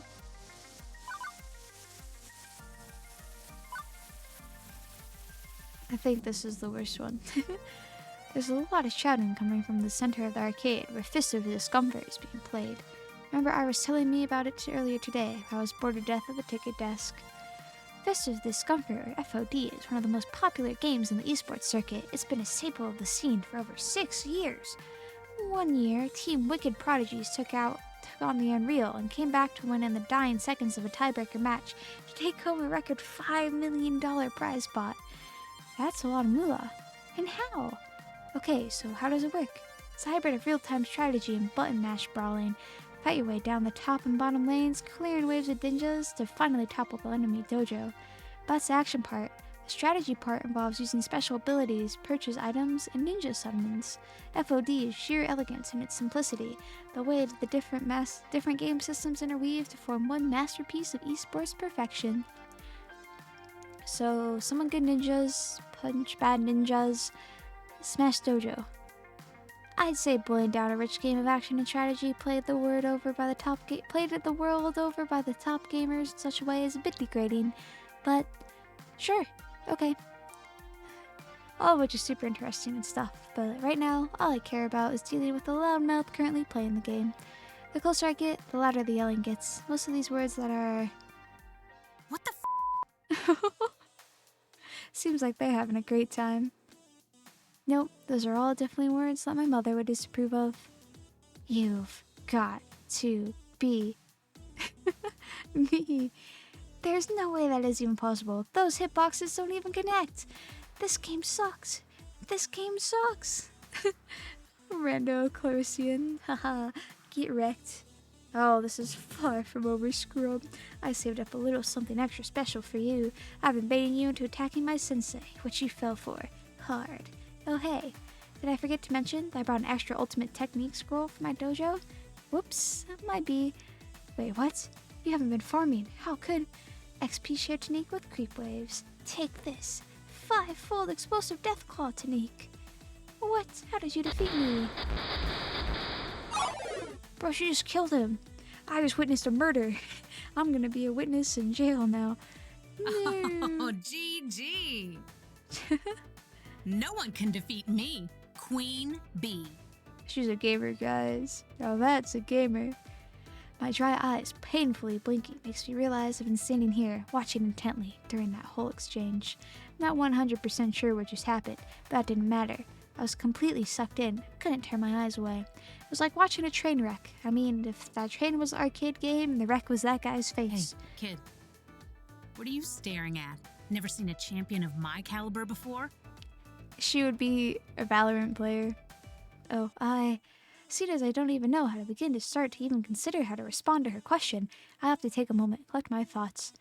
From what I've somehow gathered, she goes by Queen Bee. The jacket she's wearing identifies her as a member of L7 Gaming, an arcade esports team, and she's the most direct, fierce person I've met all day. Good news, pup. I decided to buy a Pinky animatronic to liven up business. This is where I know this game goes from fun dating sim to horror game, Five Nights at Freddy's Survive Simulator. Say hi. That level of excitement, always gushing out, I can only imagine how much enjoyment she gets out of life. What can I say? People love winning, and it seems like she wins a lot. At least between bursts of, what did Iris call it? Saltiness? Hey, don't just stand there all weird and quiet-like. It's creepy. Creepy. Snaps her fingers to grab my attention. Are you gonna quarter up or not? Think you can best the hottest rising star of L7? I couldn't best a scrub, let alone a professional competitive player at this game. Nope. Hi, Lydia! Welcome in, welcome in! How are you guys doing today? Welcome, welcome, welcome. No, thank you. Plus, I'm not sure I'm allowed to play games while I'm working. You work here? We get an animatronic, I move to the night shift. It's just, it all goes downhill real quickly. I'm actually pretending to work here. Shh. Who's doing that one? Oh, it's all just a front. I wander around the floor to, you know, pick up drop tickets in hope of getting one of those giant stuffed flamingos behind the prize counter. Hi, Nix. Welcome in, welcome in. How are you doing today? And I'm doing great. Thank you so much for asking, Liddy. Welcome, welcome, welcome. We're just chilling, vibing, playing dating simulator game. It's really cute so far. We work in an arcade now, and now we're meeting a whole bunch of people. So that's fun. If I was good at those tiki games as I am at FOD, I'd have like a giant flock of pink flamingos. Maybe I'd even give you one. Maybe. Hey, they haven't given you a name tag yet. How am I supposed to know who you are? I think that was actually a weird tactic to have me introduce myself to her. Yes, Nix. Room Ghost. Nix says hello. I think I saw Room Ghost the other day. He was hanging out in my closet again. So that's really fun. I usually see him as like a blue light in my room, and I saw one in my closet. I was like, interesting. And little Liddy, thank you so much for the follow. Welcome, welcome, welcome. Hope you're having a wonderful day, gamer. I already asked how you were, but I still hope it's good. I'm Orange. Thumbs up. I did technically just start working here 6 hours ago. It might take them time to issue me a name tag. Maybe they need to send a carrier pigeon to an ancient monastery where the name tags are forged in a vast clay oven. Nah, Gavin's just slacking big time. I'd talk to that silly boy for you. Make sure you get some proper respect. Thanks. No problem. We gamers gotta stick together. I'm Queen Bee, by the way. Aggro-style FOD lane pusher specialist for L7 Gaming. Specialist. Room Ghost is in the closet. He's a little scared, even though it's Pride Month. He hangs out in the closet. Sometimes he hangs out in the closet. Sometimes he sits like behind my chair while I play games, which is scary. But he's cool. He's chill. Sounds like an animatronic. She's like the animatronic from the Willy's Wonderland movie. Isn't one of them a bee? One of them's a chameleon. One's a fairy. The fairy one's scary. Sounds good, Liddy. Have a wonderful, wonderful rest of your night. Hope you and Gak have a great time. Thank you so much for stopping by. He does like to watch me game. He also likes to watch spooky movies with me. Hey, I do not sound like that. Well, maybe a little. Maybe a little. Anyway, I'm one of the regulars around here besides Teo, so you'll be seeing a lot more of me in the future. Let's hope you last longer than the last guy. Oh great, now she's even making my job into a competition. I hope there isn't a betting pool too. You look like a smart kid. You've seen one of my many streams on the internet, right? Nope. I literally have no idea what you are talking about. I definitely don't know what a Twitch.tv is, guys. What is a streamer? What do they do? I wonder. What is a streamer? She's really pretty. Nix, all the characters in this game are so pretty. Hold on, can you see any of the others? Look at her. I have the most points with Ashley. What is streamer? What are streamer? Look at these guys. I like them all. Wait, hold on. I'm funny and kind. This is perfect. That's me. Whoa. Have I been living under a rock? Maybe. If you consider a small yet formidable apartment a rock, then yes. Oh, you sweet child. You're so innocent and pure. Come, let me show you the path to darkness that is the internet. Let's learn more. Well, it is part of my job to know all about the games here. And if Queen Bee is going to give me some insight into the culture around this game, I should take advantage of that. Yeah, this game was like, we're gonna vibe check you, Yeah. and then they got it right. I was trying to click on this, but it didn't work. Oh, she's gonna teach me the game? Whole pile of tech she's rigged up. You can't just plug in. Yeah. Don't search up the FNAF fandom. I'm gonna go, what is a Freddy Fazbear? I type it on my keyboard, like, you know, do all my Google searches. You can't just plug one of these cabs into the internet, so I use a number of clip-on webcams and mics and stuff. That webcam there broadcasts my own personal PC back home, which then streams and matches live to all my fans. The chat room appears on my phone. It costs a bit to put everything all together, and it takes like half an hour to rig up and test each morning, but after doing this here for a couple of years, it's easy peasy. Aside from Naomi grinding her teeth at my clip-on cameras damaging the paint job, Anyway, I prefer to stream from the Funplex than home. There's so much to miss out on sitting by your lonesome with the console version of FOD. The crowds, the wicked trash talk, the community. Oh, wait, are you broadcasting live right now?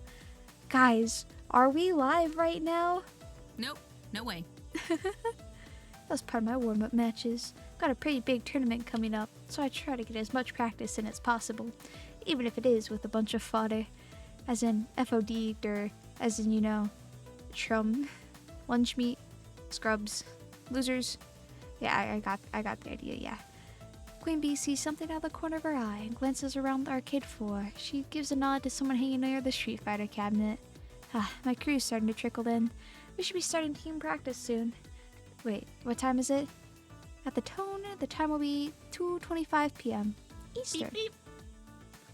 Beep beep. Oh, with a little heart. What the? I gotta go live in 5 minutes. Listen, kid, it's been swell. We'll chat later, right?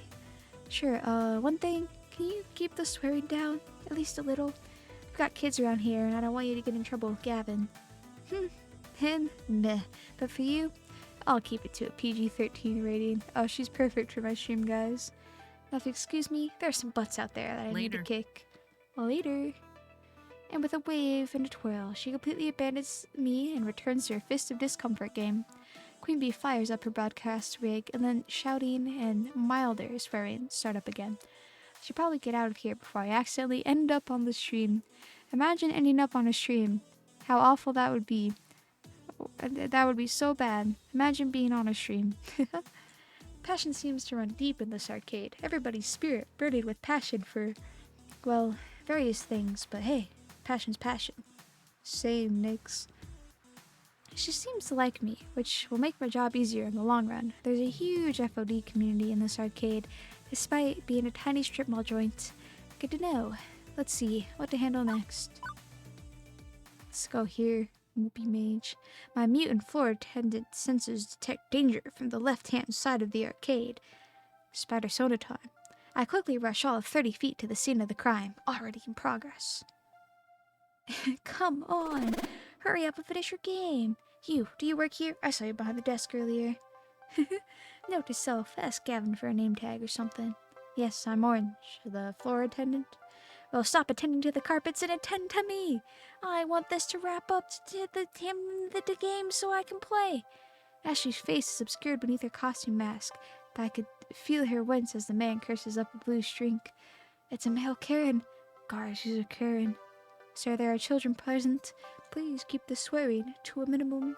You're at a 10. We need to take it to a 3. Oh, I'll sing Mary Had a Little Lamb all you want. Figuring I ought to hear the bon bon bon side of the story before rushing to a judgment, I tap the player on the shoulder. And he doesn't even seem to notice my tapping. So I tap again. Twice. Sir, there are other players ready to give Mr. Moopy's Magic Maze a spin. Curiously, the player looks up at the game's marquee. Yeah. Thank you, Naomi. Which simply reads, Moopy.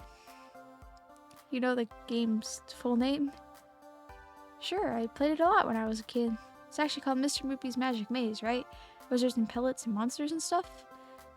Yeah. He does look huggable. He's laser focused on the game, and I can see why. He's currently sitting on 714,900 points. Holy crap, that's the heck of a high score. Hey, thank you so much for the raid. Welcome in, welcome in. How was your Just Chatting stream? Welcome, welcome, welcome. Hope you had a wonderful night. We're playing a dating simulator game, so welcome in, welcome in. Oh, as this guy would probably put it, holy bwomp, that's a bwomp of a high score. Excuse me. Alright, sir, can you, please wrap up your game? Hi, May! Someone's dad showed up. Guys, whose dad is this? Nope. I'm keeping good pace here. Plenty of lives stocked on par, getting close to the world record before the kill screen. Somehow, the thick arcade sounds classier when draped in his British accent. I'm watching some documentary program on the BBC. He has a British accent? Guys, I need to get my British accent going then. Hi, May. Welcome, welcome. And hello, Fawn. Welcome in, welcome in.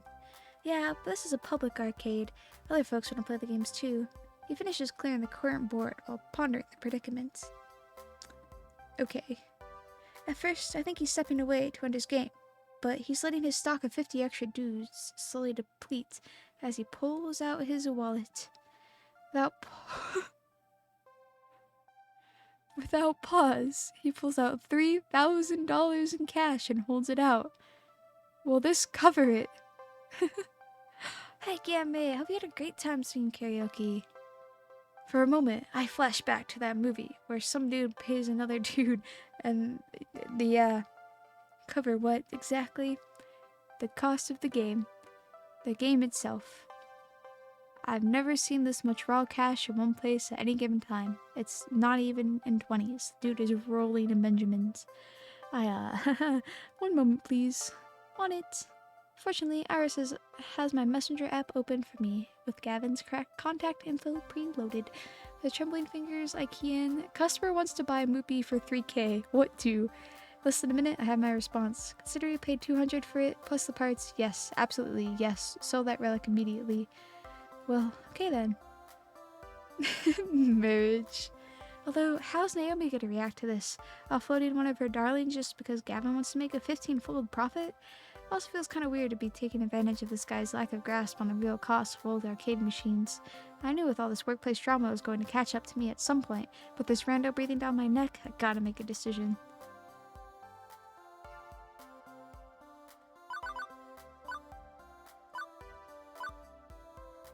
Do we sell it to the man? We let him spend $3,000 on an arcade machine? That's a lot of money.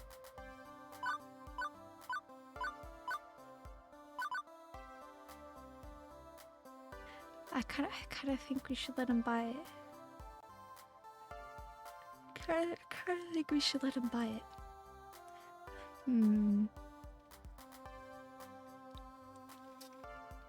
I think he deserves it. I mean, he has $3,000 to spend on an arcade machine. Like, this was his idea. This wasn't, like, our idea. Like, he was the one who wanted to do this. So it's not like we're stealing money from him. Right? I think he can have it. We'll let him buy it. I say, free large is more than fair. It's all yours. True, Nix. I quickly pocket the money, feeling vaguely like a thief. A thief who will be eating well tonight, mind you. You want me to get the dolly and wheel on this whole thing out of here for you? But he shakes his head. Absolutely not. I'm leaving the game right where it is. But you bought it, so I can play it whenever I want, for as long as I want, of course. Provided nobody else is already playing. Of course, wouldn't be proper to interrupt someone. But I wouldn't want to take it away from the Funplex. Naomi would cry. We can't have that, right? I guess not. Which leaves the rando hopping mad. To be fair, we had been kind of ignoring that he exists. What the heck, man? What kind of arcade is this place anyway? What kind of arcade is this anyways? I'm going to Deco's Palace. And we just lost a customer stomping his way out to the door. Stomp, stomp, stomp. On the plus side, Naomi won't cry. On the negative side, I just drove a rando out into the cold. What a disagreeable fellow. Oh, he's really British. As for the player, well, he goes right back to playing, eating pellets, zapping ghost monsters, clearing mazes. With the crisis behind us, I can actually focus on who this gonzo rich guy actually is. Take it from someone wallowing around on the lower tax brackets. The rich can do whatever they want, whenever they want. And yet, that's not what this guy did. He could have, but he let us keep the game. He just wanted to play. That's all. And why? Because of Naomi. Because of the Funplex. It's a home and a family for the games and for us. He's like, oh my gosh, Nix. Paul Hollywood, but better and a gamer. That fits, that's too perfect. That is him. That fits so well. Yeah. Maybe it's for the best I set that rando out the door in favor of this guy. So, you know Naomi? He's happy to talk, even while playing. Of course. I'm a Funplex regular. My name's Percy. Hi, Percy. I'd hazard you're our new floor attendant. I was here when Francine seated you behind the desk earlier. That's me, Orange Pup, arcade regular. Well then, it's a pleasure to make your acquaintance, and I look forward to getting to know you better. He's really sweet. Percy, I am a superstar. Paul Hollywood and cat ear headphones. Oh my gosh. Happy 17 months, holy crap. Hello, Kiwi, hi, that's Eileen. a long time. I love you so much. How are you doing today? Welcome, welcome, welcome, welcome. Okay, I think you'd like this guy. He's British, and he just gave us $3,000 to play on our arcade machine. That was it. He just wants to play on our arcade. But welcome, welcome, welcome. How are you doing today? I love you so much. Happy 17 months. He's playing a game called Moopy. Moopy. So, you seriously just been playing Moopy all day, huh? What can I say? It's my calling. I actually owned a Moopy cabinet once. Had it in my flat. But playing it by myself, all alone in the dark, it's not the same. I need the atmosphere. The atmosphere. The kind never stops.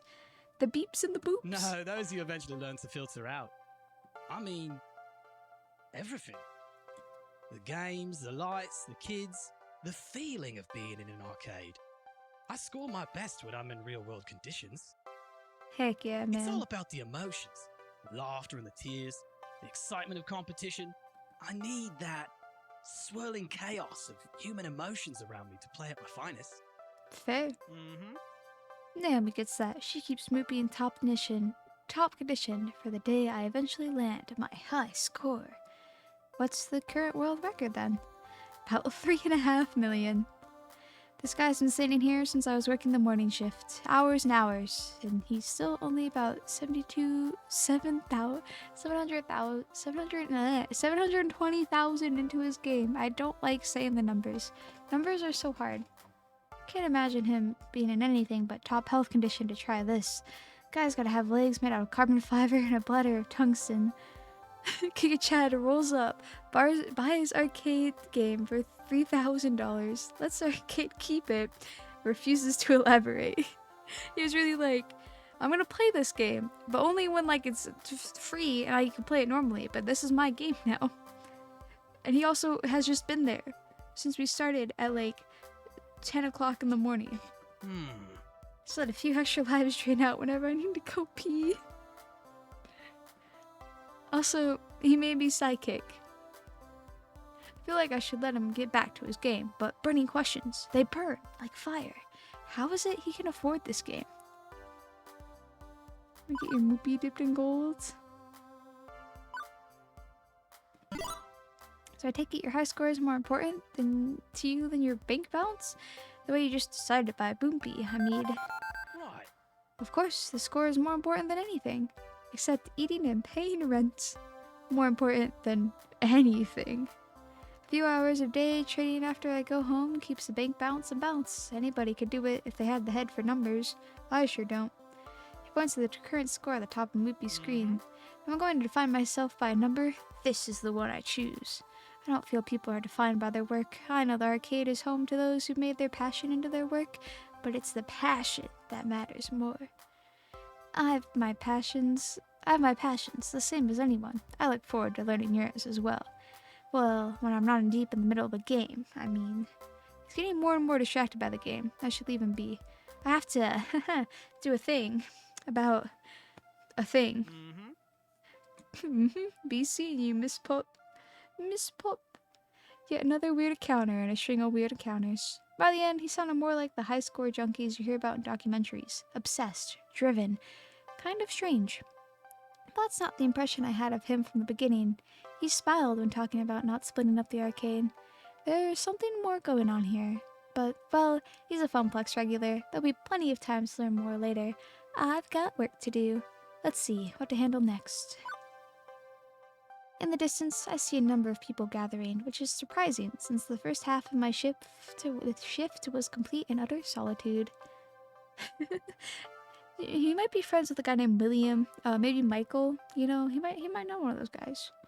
Don't get me wrong, I'm happy to see that people do come to the arcade, but that's quite the crowd that's assembling. Like, larger than Queen Bee's team was, rowdier too. This has to be against some fire code or safety protocol or something, right? Encrypted Mushroom, thank you so much for the follow. Welcome in. How are you doing today? Hope you're having a wonderful day, gamer. Speaking as a citizen that enjoys living, having an escape route in case of emergency is necessary. Time to clear the way and pave my own path of safety. As I approach, I see flashing neon lights accompanied by upbeat Europop drifts. It's an auditory flashback right into 1980 Bomp. I can't help but nod my head to the beat. Salty boy, 1,000 billion, that's a big number. Thank you so much for the follow. Welcome in. How are you doing today? A pulsating mass of people have surrounded Showtime stage, cheering on the current player. The game itself takes up a whole corner of the arcade, requiring a fair amount of space to actually play. Showtime stage is an ultra-modern arcade smash hit. It uses motion tracking sensors behind the colored spotlights to check dance pose accuracy and score your sweet moves. Doing good? Glad to hear. It's pure dance fever. Can you catch the fever, Orange? I had my dance fever shots at the doctor's office earlier this season. As the dance ends, one of the players hops down from the stage and immediately starts talking to a young man leaning up against the back wall. Oh, what? Oh, they look so cool. Did you see that, Tail? I got my first AA on Stop the Beat. Hell yeah! Yeah, you did. You're doing great. Remember last month, you couldn't even get past that song. Totes impressive. I'm gonna keep practicing, and one day, maybe even surpass you. I like how she's not shaded, but he's fully shaded. You can tell who the main character is here. Hey, I hope you do. Dance till they died? I forgot about that. Oh yeah. And when you do, you can be the one who brings in new dancers and teaches them how to play. As the next song starts, my eyes shift from the conversation to observe the gyrations and intricate limb movements coming from the Showtime stage. I feel my head bobbing and my foot tapping. Hey, it's a really catchy song. Can you blame me? I'm getting really into it when I feel a hand on my shoulder. Care to dance? How about you? Want to take the spotlight? Let's dance. Back when I was stomping around on dance mat games as a kid, they had arrows. Not sure I'd even know how to play this one, but it's caught my curiosity. From the previous observed conversation, this guy seems to know the ins and outs of this weird dancing game, and is keen to teach.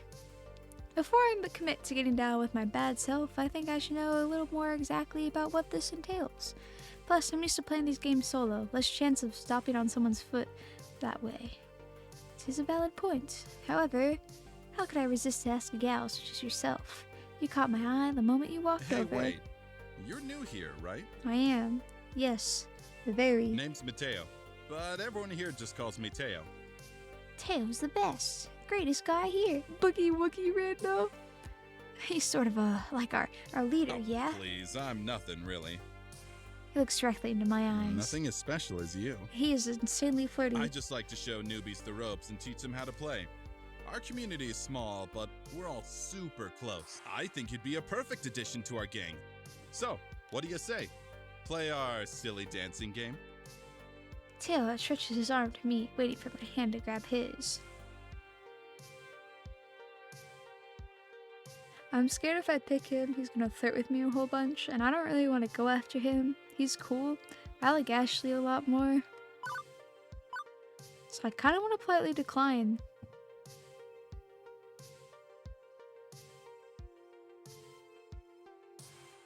Please do check the voice actor. He sounds really familiar. I think I'm going to decline this one. The offer's hard to refuse. Dancing games are fun, you know? But I can't imagine being up there, dancing in front of a huge crowd. Maybe after I played Showtime stage multiple times. Alone. Possibly in the dark. I'll give it a try eventually after I sort out the basic steps. Maybe you can teach me how this thing works. I would enjoy that. I've taught many lead foot and newbies to become master movers and shakers. No time for lessons, unfortunately. I'm on the clock right now. I'm a new floor attendant, Orange. Really, but I haven't seen you around here at all. What happened to that other guy? He was actually pretty good at Showtime stage, now that I think about it. He's out. I'm in. It's currently year 0 of the floor attendant Orange regime. Hello there. Well, it's an honor to meet you, Orange. I hope we get to know each other well. Indeed. For someone that loves Showtime stage as much as you do, I actually haven't seen you play it yet. True, most of the time during these meetups, I tend to let everyone else play. I go around and make sure everyone is happy and having a blast. What about you and your feelings? Teo shrugs. My happiness comes from making other people happy. That's all I need in life. Which is all well and good, but I still need to deal with the crowd, how best to handle it. Hey, want to film a workplace safety video? I like that one. Good, we can start by getting to know workplace safety together. I hate to be the bearer of bad news, but we've got to break up the band. Unless you want to film one of those retro 1960 public service announcement videos where someone loses a leg dancing off the stage and into the crowd. Yeah, guess we're kind of overdoing it a little. Shaking hands with danger. Hey, when the heat is on and the lights are shining, things happen. I'll take care of it. Lucky the song that was being played just finished. Teo jumps up on the stage and cups his hands over his mouth. Hey, listen, we need to keep the area to the left of the stage clear. But why? I like my spot. Yo, wait, who is this voice actor, Nyx? Hey now, you know the deal. We all have to be cool about fire safety. It's Orange's first day, so let's show her some respect. See everyone turn around and glare at me. Great, now I'm gonna be known as the party pooper. Guess I've had worse reputations in my lifetime. Like that one time I had to close the pool because of that dirty bandage floating in the water. No one would talk to me for a week. Hey, don't disappoint me, crew. Orange is just doing her job. Reluctantly, the crowd reshuffles itself into a semi-orderly fashion. Ooh, hold on, I'm gonna look that name up too, because he sounds really familiar.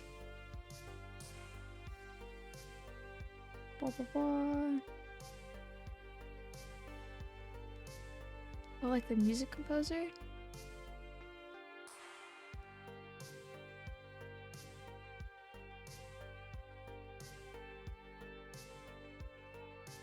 I also read that as Christopher Eccleston, and I was like, oh my gosh, Christopher Eccleston? Tail can capture his community's attention. They listen to him and have the utmost respect for him. Oh, heck yeah. Yeah, actually, much better. Didn't mean to cause any trouble. Sometimes we just get so caught up in the game, you know? Of course you know. Of course Hey, you know. You should still join us later. Maybe when your shift's over. We'll all be here dancing until closing time. As long as our dancing is within the law, carry on. Officer Orange has spoken. Start to walk away, ready for my next venture, when I remember something I should do. I turn back to Teo. Hey. Thanks. No problem. Well, I feel nice and accomplished. I was able to uphold the safety of the arcade and make a new friend. I said it's pretty good for my first day. Even Gavin's gonna be impressed, right? With that business sorted out, it's time to leave Showtime stage. The arcade is now at peace. My work here is done. Well, actually, we're a few hours from closing time, so my work here isn't quite done, but, you know. I'm so at peace, in fact, that I don't even notice the underboss of the arcade sliding on up behind me. Not a bad first date so far. I've been keeping tabs on you, while others have been, and they've been texting me. You know, you should consider getting a proper group chat app going. I've got a crappy phone plan. My texts aren't free. Valid point. I'll look into that. Impressive. I'm impressed with how you handle yourself. I think you're gonna work out just fine. Anyway, I've prepared your paperwork. If you'd like to go sign it and make this working relationship a bit more above board. Yeah. So you're staying? Please tell me you're staying. I mean, I fed you and everything. Francine hasn't fired her yet, right? The flamingo. I forgot about the flamingo. She scares me, but I love her so much. QB, this is Ashley. She's the one I have in the lead right now. I like her a lot. But she is a flamingo. She does cosplay as a flamingo. Also, my computer mouse just died. I need to plug this in. FNAF alias. She made the flamingo costume. See, look, she's really cute. Orange is off to a great start. Here's to your first day, followed by many more. Wait, I'm actually I'm tied with a lot of them. I'm losing my fun. She's so pretty. She's really pretty. I like Ashley a lot. I think that's who I'm gonna go for. Don't you two have jobs to attend to? I just ordered a replacement power supply for Robotron. Nothing left to do for the day. Not many kids around for me to entertain. Finally, a quiet moment. My dream job has been going a mile a minute since I got here. Is it my dream job? Well, the Funplex is definitely a plex of fun. I told Francine I used to love going to arcades. Maybe I'm starting to feel that all over again. My co-workers are a fun-loving bunch too. I mean, presumably, Gavin finds spreadsheets fun and loves them, so he counts too. Oh, you accidentally spoiled yourself? Oh man, seems like the best route. Ho. Dream job? I don't know. Maybe, but it's an absolute blast. Definitely. We only got a few hours till closing, and it's nice and quiet. How about we game a bit? Speak for yourself. I've still got paperwork to handle. Oh, come on. Don't act like you don't game. Irrelevant. I know your secrets. What, Naomi? You sneak in early each morning to play pinball. You're a pinball wizard. Ah, well, what of it? I bring order to chaos. Pinball is that very expression of that art form. Gavin is a buff gaming loser. You know what we should do? Impromptu pinball tourney. The girls are giggling and I'm finding myself smiling right alongside them. All in all, not in a bad way to end my first day. I think Ash should be really fun. She said she'd make me a cosplay within 2 minutes of meeting her. By the way, I've booked a birthday party for this afternoon. She scared me. That was an actual jump scare. Ashley seems really sweet. She offered to make me a full cosplay. Who does that? Who does that? Looks of confusion and outright terror on their faces, and all laughter dying off immediately, are vaguely concerning to me. Guys, this music's scary. Kiwi, you would absolutely love Francine. She's your type of character, 100%. Sorry, I meant to tell you, dears, but I plumb forgot. She's amazing. We had an interview with her, and she asked me what kind of dinosaur I would be, what my favorite snack was. There was another funny question, but I forget what. How old are the kids, may I ask? It's her 5th birthday. Oh, to be young again. 5-year-olds? Naomi starts pulling at her hair, eyes wide and trembling. Throwing skee balls overhand into the glass, jumping up and down on pinball machines, putting chewing gum into the coin slots, pulling at my costume, tearing off pieces of it. Naomi, Ashley, keep it together. We survived kids' birthday parties before. Doom, the end is nigh. Well, I'd hate to get in the way of all the fun. Yep, it's time for my afternoon nap anyway. Have fun, dears. Right, battle stations, everyone. I'll take ticket desks so I can oversee operations. Ashley, greet the kids. Naomi, watch out for hardware damage. Orange, roaming duty. Look for trouble. Do what you can. Prepare yourselves. They are coming.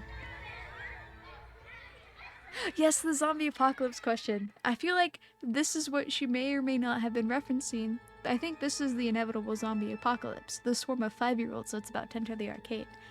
Like an oncoming tidal wave, the rumble is felt before it is seen. Parents pulling into the parking lot, minivans disgorging kindergarteners, and suddenly... an explosion of small humans rushes the door, bursting into the arcade before scattering every which way. Hey, Dawn! Welcome in, welcome in! How are you doing today?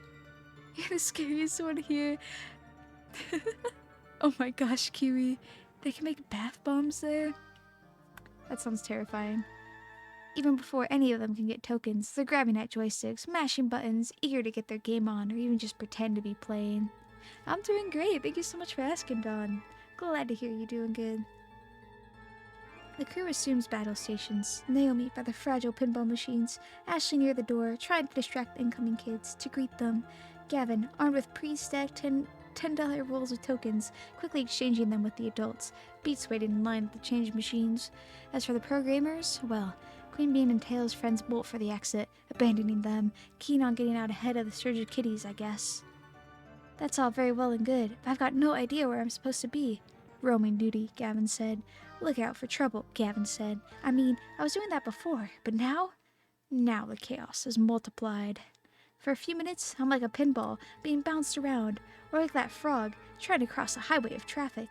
Eventually, I spot 3 possible problems on the rise, and Orange, professional floor attendant, is ready to attend to them. Which one of these should I tackle first, though? I may not be able to deal with all of them in time. Oh, I have to pick. Oh, this is gonna influence. Oh, this is gonna influence a lot. Because Queen Bee's cool. Okay, I think I would either go. I really want to go after Ashley or Queen Bee. Even though Percy's really awesome, I'd rather be best friends with him. So I think I'm gonna help out by Ashley. Gotta help Ashley. She's my girl. I can smell disaster on the wind, and it smells sweet. As in, I can smell that box of birthday cupcakes one of the parents left near the ticket desk, with kids swarming around it, scavenging for their favorite icing colors. At first, my inner child is merely offended that someone thought one of those icing-blobbed cupcake cakes was superior to an actual birthday cake. But there are clearly larger issues at stake than that. I want a chocolate! Don't take all the chocolate! I want 2 cupcakes. Give me 2 cupcakes. No fair! Everybody gets one, and mine's gotta be chocolate! Of course, the kid at the front grabs the last Finders one. keepers, losers weepers.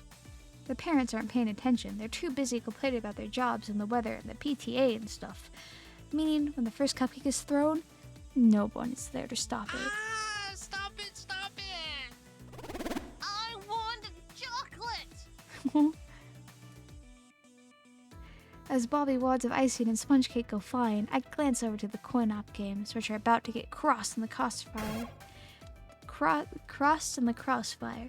Naomi, who's busy trying to unjam a joystick one of the kids waggled too hard, looks up to see the cupcake onslaught coming her way. as does Ashley, whose fuzzy costume is nice and inviting target for the flying confectionery. Hello, Nox. Welcome in, welcome in. How are you doing today? Act fast. Save Ashley. Get down, Miss Ashley. Oh, what the heck? I'm protecting her. I'm protecting Ashley with my life. Get down, Miss Ashley. Oh my gosh. All the cupcakes. Numbness sets in as multiple rounds of frosting-coated mortar fire impact against my body. When I finally hit the ground, my clothes are totally ruined. Thud. I'm having a great day. Thank you so much. Glad to hear you're chilling. We're just playing a cute little dating sim game. We work at an arcade now, and I'm currently trying to woo the girl in the flamingo costume. Thumbs up. But alas, my noble self-sacrifice could not save them both. No! Naomi! No! The game! The joust she was working on with me this morning got its controls splattered with icing, including sugary slime dumped right into the exposed joystick she was fixing. But Ashley's at my side in an instant. Orange, no! Dang you, unjust universe. Ashley, it's so cold. Lie still, Orange. I won't let you die on me. I'm not dying. The icing's just kind of cold and sticky and gross. Oh, well, that's okay then.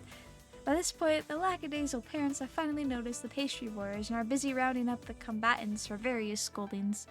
Meanwhile, Naomi's near tears as she affixes an out-of-order sign to the screen with sticky tape. It feels like pulling a death shroud over it. That is the bite of 87. Oh man, I just fixed this game. I've got icing in my hair and in my work apron and... Back to the workshop, I guess. When I want to plug it back in like this, there might be an electrical short. Sorry, my body's not really wide enough to cover both of you properly. I don't think your job contract covers cupcake defense, so eat it more than you have to do. I don't blame you. Beep boop. Now, where's that dolly? Figuring it's the least I can do, I quickly help her move the game to the back room. Naomi follows to get cracking on repairs. Wow, they really got you good, didn't they? What if? Oh, hey, I wonder if you have superpowers now. What? Well, most superheroes have some tragic accident in their backstory, one of which gives them abilities beyond that of a mortal man. Let's see. Young orange pup, a shiftless and directionless 20-something, cut down in her prime by a cupcake onslaught. Wakes up the next day with the strength and speed of a cupcake. Wait, no, that doesn't work. No, instead, she can summon cupcakes to do her bidding.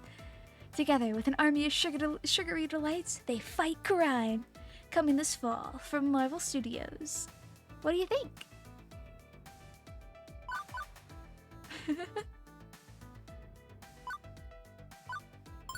Considering Hollywood spends the GMP of a small nation each year on box office bombs, this actually comes in above average. Yeah, I know, right? I'll have my people call your people, and they'll all do lunch. But seriously. Thank you. She's so sweet. I love Ashley. Thanks. You really didn't have to take that mess for me, but you did. And I really appreciate it. See, she should be a Marvel Comics writer. I think that Ashley should move on from Flamingo and just write the movies for Marvel.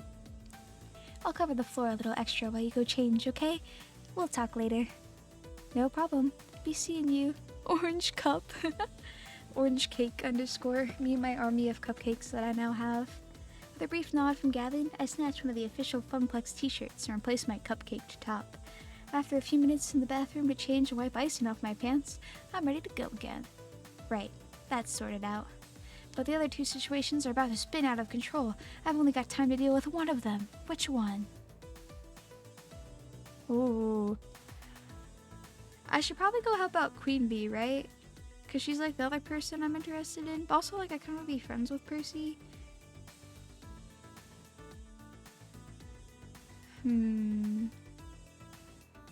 I should probably help out Queen Bee. The sounds of hardship call me from the Fast Car 5 racing games. Shouting adults and crying children are never particularly good signs, and I hope beyond that I can take this on. I shake the discomfort off. Now's not the time to doubt myself. I have hiccups now. I need to find out what's going on, and stat! As I get closer to the revving of engines and the clacking of shifting gears, I have the hiccups. I see a grown woman berate a cowering boy. I didn't! Chug some water super quick to get rid of these hiccups. There we go. Tons of water. Oh, manipulate my precious son to put his tokens in your game. You should be ashamed of yourself. No, this mom's so mean. Ma'am, keep your voice down. There's no need to shout at a child, no less. These are the kids from the Bite of 87. What's going on here? This jerk of a boy told my sweetest beyond sweet Josh that he should put in his own tokens into the racing machine so he could play it for free. Josh learned those tokens from his own allowance, and I won't let some devil child steal his money. Let's just take a moment to calm down, okay? Before I say anything else, I spot Queen Bee and Teo out of the corner of my eye. Queen Bee looks infuriated, and Teo has his face buried in his hands. Actually, now that I stop and think about it, they might have some insight. The racing games are right next to the Showtime stage. Teo probably had a good vantage point of the whole thing if he was dancing on stage. And just by the way Queen Bee's brows are furrowed, I could tell something is not sitting right with her. I could ask one of them for their help, or I could try to solve this one by myself. Teo probably has seen more, but I like Queen Bee better, so we're gonna go talk to her. Since Queen Bee has been consumed by rage, I bet she knows what's really going on here. I wave her over to join us. I attempt to reach out to her for guidance. Ma'am, I know you're upset right now, but I think that... Maybe this wasn't the best call. Nope. Not helping. This, in fact, is the furthest way from helping I could ever envision. The kid runs away to avoid the loud people, so I try my best to defuse the situation. That boy did nothing wrong. Nothing. Excuse me? But how dare you? There's no way I'm getting a word in between these two. I sigh and resign myself to watching it play out. How dare I? How dare you for yelling at that kid? I don't care if he did what you claim or not. You've got no right to traumatize him over it. He's a thief and he'll grow up to be a no-good criminal. That still doesn't matter. Do you honestly think, that taking a single second of your life and really think that shouting at a child is an effective way to handle this? Ugh, you can't tell me how I should act. Who do you think you are? I am the nemesis of evildoers, righters of wrongs, the rising star of L7 Gaming. Queen Bee poses in her trademark pose. No one can defeat me, Queen Bee. I am the one and only Queen Bee. And in the name of the Funplex, I'll punish you. She's gonna teach the kids the bad words. Well, I've never, in all my years, you're far worse than an impudent child. Josh, we are leaving this horrible arcade right now. Well, that's one way to handle that. The woman scoops up her child and storms out the front door. I don't think we'll see her or her son anymore, and frankly, I'm okay with that. Once they're gone, Queen Bee turns her attention back to me. Come on! People like that, really, I don't like them. My blood's still boiling. Hey. Oh, and hey, thanks for the backup. You're welcome? I really didn't do much of anything. Yeah, well, I knew you had my back, kid. I can sense that you're like me. I can't stand to see people getting screamed at. It sucks, you know? Queen Bee's whole aura has changed from her normal upbeat start to being completely down in the dumps. Yeah, the Sailor Moon reference. Hello, Expulsive. You are just sitting here. You are just a little guy. Welcome in, welcome in. This is a side of her I haven't seen yet. She just looks so sad. I know it's really none of my business, but I feel I should ask about this. Looks like this incident hit her hard. Hey, everything alright? It's okay. You can tell me. She pauses for a second before her normal smile creeps back on her lips. Seriously, I'll be fine. I just don't like seeing adults treat kids like their future's nothing. Like they'll be worthless stains on society. Yes, this game's called Arcade Spirits, and we work in an arcade, and we're dating either fellow employees or guests at the arcade. So we're in the flirting stages right now, seeing what's going on. And a lot of people tell me that I could never be a professional gamer, that I should quit daydreaming. I say, screw those people, don't let anyone tell you who you are. But hey, thanks for asking. I appreciate it, kid. Yeah, this has been a really fun game so far, Explosive, yes. Okay, show's over. You should go check on that boy. The boy! I totally forgot. You're right. I always am. Oh, I really like her too. Oh, it's gonna be so hard to pick between her or Ashley. Now, if you excuse me, I need to try to squeeze in a few more matches before quitting time. I'm out, kid. Queen Bee takes one more moment to triangulate the safest path back to the Fist of Discomfort through a sea of children. After poking around a bit, I managed to find the kid, still shaken up from the whole ordeal. Hey, sorry about all that. Are you going to be okay? I think so. I swear I didn't do anything. The other kid, he just came up out of nowhere and dropped his token in my slot. After I lost, I got off the game and offered it to him. He just ran away. And then the woman approached you and you started yelling? The boy nods, wiping his snotty little nose on his shirt. I love the little Space Invader guy. He just dances. Uh-huh. Well, as any consultation, the bad lady's gone, and I don't think she's ever going to come back. Especially after the way Queen Bee burned her. The boy cheeks still streaked with tears. It's a smile spread on his face. Thank you. Thank you, and tell the other lady thanks for sticking up for me too. I nod and the boy scurries off to rejoin some of his other friends. 2 problems in the can. Now to deal with that crying kid by the ski ball machines. Oh, she's gone. Well, crap.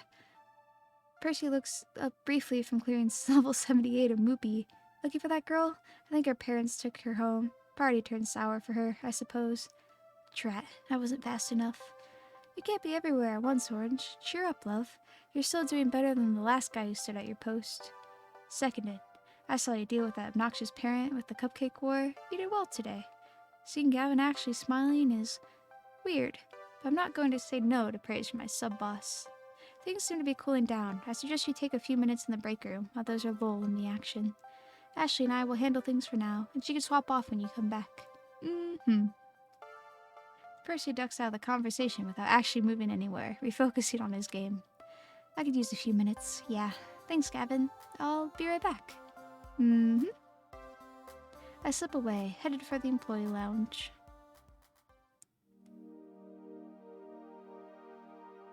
What a day.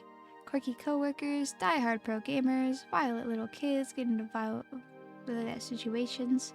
I say it's a recipe for wackiness, or some such cliche, but nothing's an easily dismissed cliche when it's happened to you directly. Yes, I love this. Penguin there. Who are we in the lead with right now? Oh, we're tied with both of them? I'm also losing my funny. I'm just kind now. I can't pick between these two. I really like these two. They're both really sweet. Say, it's a recipe for wackiness. No, I already read that. Frankly, I'm exhausted. I dropped down into one of the cheap folding metal chairs in the employee bake room, groaning and rolling my head back to try to work out the kinks out of my sore shoulders, and spot an upside-down kid. Huh? Oh wait, I'm the one leaning backwards. I sit up and turn around instead. Better. Wait, what's the kid doing back here? Hey, I think he was hoping I wouldn't notice him. Hi. Hi. And you are? Mikey. Okay, that's the start. Hi, Mikey, my name's Orange. So, what are you doing back here? This is an employees only area? Wait, there's a keypad. How did you get in? The guy at the desk dropped this. Oh, it's Ashley's story! She called it. He holds out a piece of paper with the door code written on it. Huh. Score 1 for Ashley's wild storytelling being more fact than fiction. Okay, but you can't stay back here. It's I don't see any knives or stabbing implements left out in the open, so I guess it's technically safe, but Please don't send me back out and there. explosive. Thank you so much for the follow. Welcome in, welcome in. Hope you're having a lovely night, gamer. Well, this is curious. I lean in so we could both be on the same eye level. Something wrong? You could tell me. I work here. I'm the gal who solves problems. No problems. Just don't want to go out there. Poor little guy. Don't you want to play with your friends? He gives me the most cynical, bitter laugh I've ever heard out of a kindergartner. I don't got any friends. I don't know anybody here. Aw. My family just moved to the city. Oh. And before that, we lived in another city. And one more for that, but I was too little to remember. Mom told me to come to the party anyway, and I didn't want to, but she took me anyway. And then she left because she's got to work. Aw. New kid in town, huh? He nods mutely. Still, I should have busted him there and then, brought him back out to the party where the other parents could supervise him. I should have told Gavin that I should have enforced the rules of the arcade. Okay, kid. I won't tell on you. Do you want to stay back here for the rest of the party? I'll keep you company. Thanks. You really won't tell my mom? No. Why? I thought you were gonna make me go. You're an adult, like Mom. Hey, I wasn't always an adult. I was a kid, once. The new kid in town, in fact. You were the new kid? Yeah, although for me that started happening back when I was 10. Again and again, moving from town to town, school to school, never really making any friends. Not for years.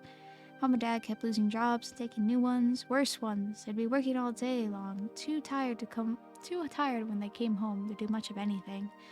After years and years of this, I stopped hoping things would get better. I decided I'd just take what I could get. I'd go with the flow. What does that mean? It means you don't care. Some things are good, some things are bad, but you don't care. You just do what you have to do, without really being sad over it. But that sounds so sad. You weren't sad? It's sad to never care about anything, right? Guys, this game got sad all of a sudden. I guess I was sad. I just told myself I wasn't going to be sad, even though I really was. And I bit my tongue hard, because my little involuntary trip down memory lane was not helping this kid out. Wouldn't have helped the little orange out if an adult did this for me. So instead, I decided to be the adult that little orange would have needed. Aliens could attack.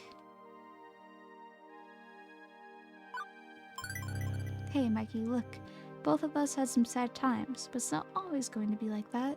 Now, I work here, at an arcade. I hope people play fun games all day. How cool is that? I did make a friend eventually, a nice girl named Juniper. She helps me when I'm feeling bad, and I help her. I won't lie to you, you'll still feel sad sometimes. Life can be really difficult. But it won't always be difficult. If you keep your head up, you can ride through the good and the bad parts. Is there anything in your life that's always good, no matter what? Mikey thinks it over a little. I like cartoons. I could watch those no matter where we live. See? No matter how sad you get, you'll always have your cartoons. Any city you live in will have them. See? There are good things, along with the bad. Does anybody else at your school like the same cartoons you do? I don't know. Do you want to go find out? There's a super easy way. Just ask them. Really? Really? You'd be surprised. Okay, Miss Orange. Yeah? Do you like Ultra Warrior Unicorn Rainbow Champions too? I love Ultra Warrior Unicorn Rainbow Champions. Don't tell your mom I used that word. The kid grins, amused that he caught me swearing. And well, then we're both laughing, because I'm just an ordinary person now, not some authority figure. I make mistakes. Both of us have highs and lows. Hey, I bet some of the kids out there love Ultra Warrior Unicorn Rainbow Champions. I mean, who doesn't? How about we go back out there and you can ask other kids what cartoons they like? You'll never know until you ask. I don't know. I'm not saying they'll all be your friend. Some won't, but some will. The good and the bad, Mikey. You get both if you look, and it's worth looking for the good. Thank you. I'll go talk to them. That's the spirit. Take his hand to lead him out the back to the main room. I don't catch a break on this job. It's literally one thing after another. And off he goes. Not fooling myself. I know I haven't fixed all Mikey's problems. I'm no child psychologist. That was entirely me flying by the seat of my pants. But for one moment there, I was able to help someone in the same crappy situation I found myself long ago. 15 years ago. Everything changed. No more family vacations, no more arcade visits. We couldn't afford them. They couldn't take time off of work. The whole pup family had to learn to settle, to accept that the lot in life we'd been dealt. Simply go with the flow, never hoping, never wanting. Juniper did her best to pull me out of that mire. I'd only known her a few years, one of the few stable times in my life, but she knew the edge I'd been pushed to. Now, here I am. Today has been, well, bonkers, alternatively boring and hectic, surreal and way too real. Yeah, that is kind of funky. They just like stand there. It's like, oh man, there's a lot of them. Honestly, I can honestly say I'm more alive today than I have been in a very, very, very long time. Mikey for Smash? Beep beep, beep beep, orange. My motion and voice analysis subroutines combined with your body language suggest you're very happy right now. Yeah, I guess I am. How did you know? I just told you, silly. I mean, how did you know I love this job so much? I know. That's easy. I didn't. What? I lied. I was 47% sure. Oh, it has its elements that seem to click with your optimal social requirements. A fun atmosphere, spirited coworkers, helping people out, and so on. Also, I cross-referenced your roommate's postings talking about how much you enjoyed arcade visits when you were a kid. Orange pup for Smash. Oh man, I don't even know what my special attacks would be in Smash. That would be fun though. Still, 47%. 99.97%. But I was 99.97% sure that if I said I was 99.97% sure, you'd be willing to give it a try. Another thing to thank Juniper for, I guess. You're a very weird little app, you know. Hooray! I try to be. I keep accidentally saying Jupiter instead of Juniper because I know a Jupiter, and I'm like, oh my gosh, it's Jupiter in May. It's not Jupiter in May.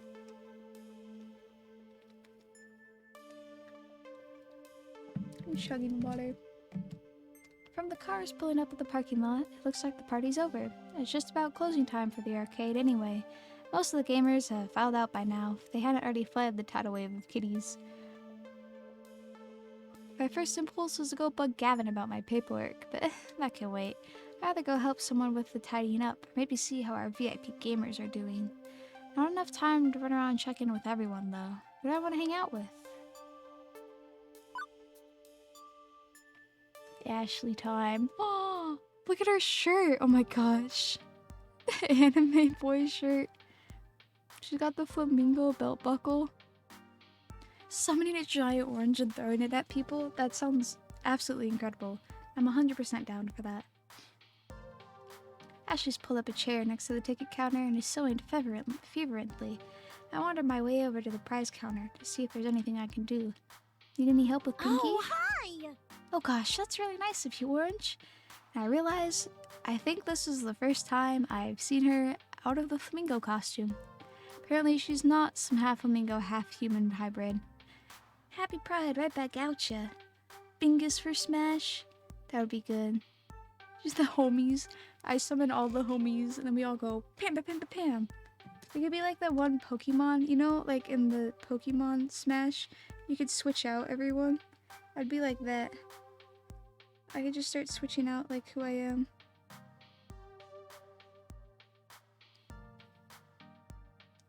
Hold on, Oopster just DM'd me and was like, is this our dog in Gav's thing? Gav posted a picture of our dog and Oopster was confused. Hold on. I did, Oopster. Ooh, what would your final Smash be? Of course I'm not a half-bird mutant creature. What? How did you... Oh, did I not tell you? I'm a cosplayer slash arcade worker by day, psychic detective by night. I solve all matters of grisly crimes with my ability to read people's minds. Even now, I'm looking into your deepest thoughts. All my deep thoughts are of cats. This is bad. The first thing that popped into my mind was that video about the 10 kittens playing at a castle made of boxes. So cute. All cats are cute. I just want to squish them. Well, so what if Ashley knows about my love of cats? Okay, you got me. I'm a cataholic. Ashley's laughter echoed throughout the quiet arcade. Relax, I'm just messing with you. But in my defense, the quizzical look all over your face told me everything I needed to know. It's always weird seeing people out of their costumes. I've done the same thing with cosplayers. Couldn't recognize them outside of the wigs and makeup. I don't take it personably. Plus, maybe I'll even trick you when I'm in one of my other costumes. Bingus riding on Orange's head for Smash? Now that is the perfect way to do it. Well, my Discord stopped working. I accidentally deafened myself, so I stopped my PNG tuber. How bad is it? Well, luckily, Pinky's arm is still intact. My stitch job held up. But some kids pulled out a few of my tail feathers. Thankfully, he kept it from getting splattered with cupcakes. This kind of stuff happens all the time. It's more common at these chaotic birthday parties. You can make this? What? For real? I've become quite deft at fixing Pinky up after these events. See, look at that. That was my last stitch. Not bad. It almost looks new. Thankies. Thankies, Orange. You know, you did really well out there today. You should be proud of yourself, no matter what Gavin says about you. Yeah, wait, what? Well, I'm pooped. I think I'm gonna go home and take a nice bath and relax. Bye-bye. Bye-bye. No, wait. Come back. Here. Too late. She's gone. Guessing she was just messing with me anyways. Right? Things winding down, there's just one last thing to take care of before I'm out the door. I sneak out to Gavin to handle the remains of the day. Orange, good work today. Thanks, boss. Mid-boss? Sub-boss? Gavin will do. I can't say you've been a perfect employee, but my standards are impossibly high, so I'll just assume you're close to perfect as is reasonable. Unfortunately, the cost of cleaning our carpets and games after the cupcake assault will be a chunk of change, but I suppose you did all you could do there. Normally I haven't dealt with angry parents myself, but I was distracted. I have only second-hand accounts of your performance there, but allowing Queen Bee to yell at the customer is questionable at best. Yes, I'd rather you have handled that one on your own, all told. Pleased to say that the sale of Mr. Moopy's Magic Maze for a full $3,000 will indirectly offset quite a few of these costs. What would my taunt be? I would hold Bingus up. I'd wiggle Bingus back and forth. If he's sitting on my head, I'd be like, ooh, Bingus, and I'd put him back down. Glad you consulted me on that and stuck to your guns on the pricing. Even if I'd been happy to be rid of that relic entirely. Why it's still here is a good question. Was I not clear that I wanted it gone? Percy didn't want to break up the family. They're machines, not people. He also didn't want Naomi to be sad. Yes, well, Naomi needs to learn to let go, I'd say. Ahem. Are you giving our poor little Orange a hard time, Gavin dear? Miss Francine, I thought you were napping. Be sensible. Naomi's dreams matters too, as does the dream of Percy, that poor fellow. Poor? Isn't Percy stinking rich? Everyone has a dream they're chasing. Francine moment. Gavin, I know you mean well, wanting to keep everyone's dreams afloat, but sacrifices must be made in the name, which shatter the dreams of others. Well, that's not what the Funplex is about. Orange, you understand, yes. The reason why? Why am I here? Oh my gosh, Explosive, that sounds so cute. That's the question she asked me during that interview. And now I think I understand. It's a Funplex, a literal plex of fun. Naomi's fun is in caring for the game she loves. Percy's fun is in chasing his dream of a high score. Your fun is keeping every plate spinning, Gavin. Compromise, settling for what you can get. I know both by heart. I've been compromising my whole life. But that's behind me, and I'm here to have fun. And I'm betting you are too. Oh my gosh, Explosive. If you do actually make anything, please, please, please, put it in my Discord or send it to me over Twitter or something. I would love to see. Apologies. Orange, Miss Francine, I apologize. It's difficult to balance my idealism against my realism some days, but I know in my heart I need to err on the side of idealism, even if my mind screams in protest. I can assume you're still keen to work here, Orange. I don't even hesitate before applying. Absolutely. Gavin fetches a nearby short stack of forms. Fill these out tonight, hand them in to me first thing in the morning, and welcome to the Funplex.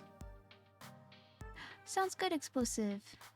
Welcome to the family, I'd say. I'm sure I'll fit in just fine, Orange. My mouth was getting tired from talking for so long. One bus ride later, and it's home again. Home again, jiggity jig. Heck yeah, Explosive. Juniper, already home from work, bounds over eagerly to interrogate me on my day. So, how'd it go? It went well. Well, really well. Your little app came through, despite being terrifyingly ominous and just a little bit unnerving. You forgot to mention adorable. That's wonderful. I'm so glad to hear things worked out. And it even came home with a smile, like when you're a lifeguard. I'm gonna drink water as I just read the next few things, because my voice is tired. By the way, there's just one teensy-weensy little question I have for you. Why exactly did you order a giant crate full of pizza bagels?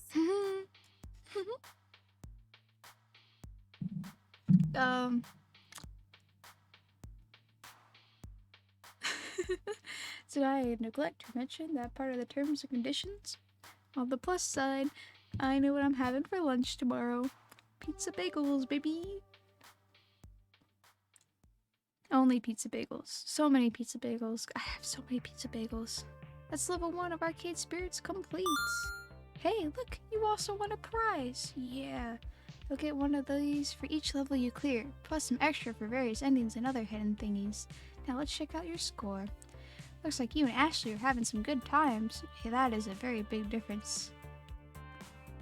Proven to be gentle, sweet, and a passionate soul. Also, you scored 6,000 points. Nice. Keep talking with people and your score will go up, up, up. Today's pizza fact is Americans eat approximately 100 acres of pizza a day, or 350 slices per second. That's a lot of pizza. Save the game. Okay. I'll probably stop after this one, depending how long it is. I have no idea how long each chapter is supposed to be, so we'll see. Chasing ghosts.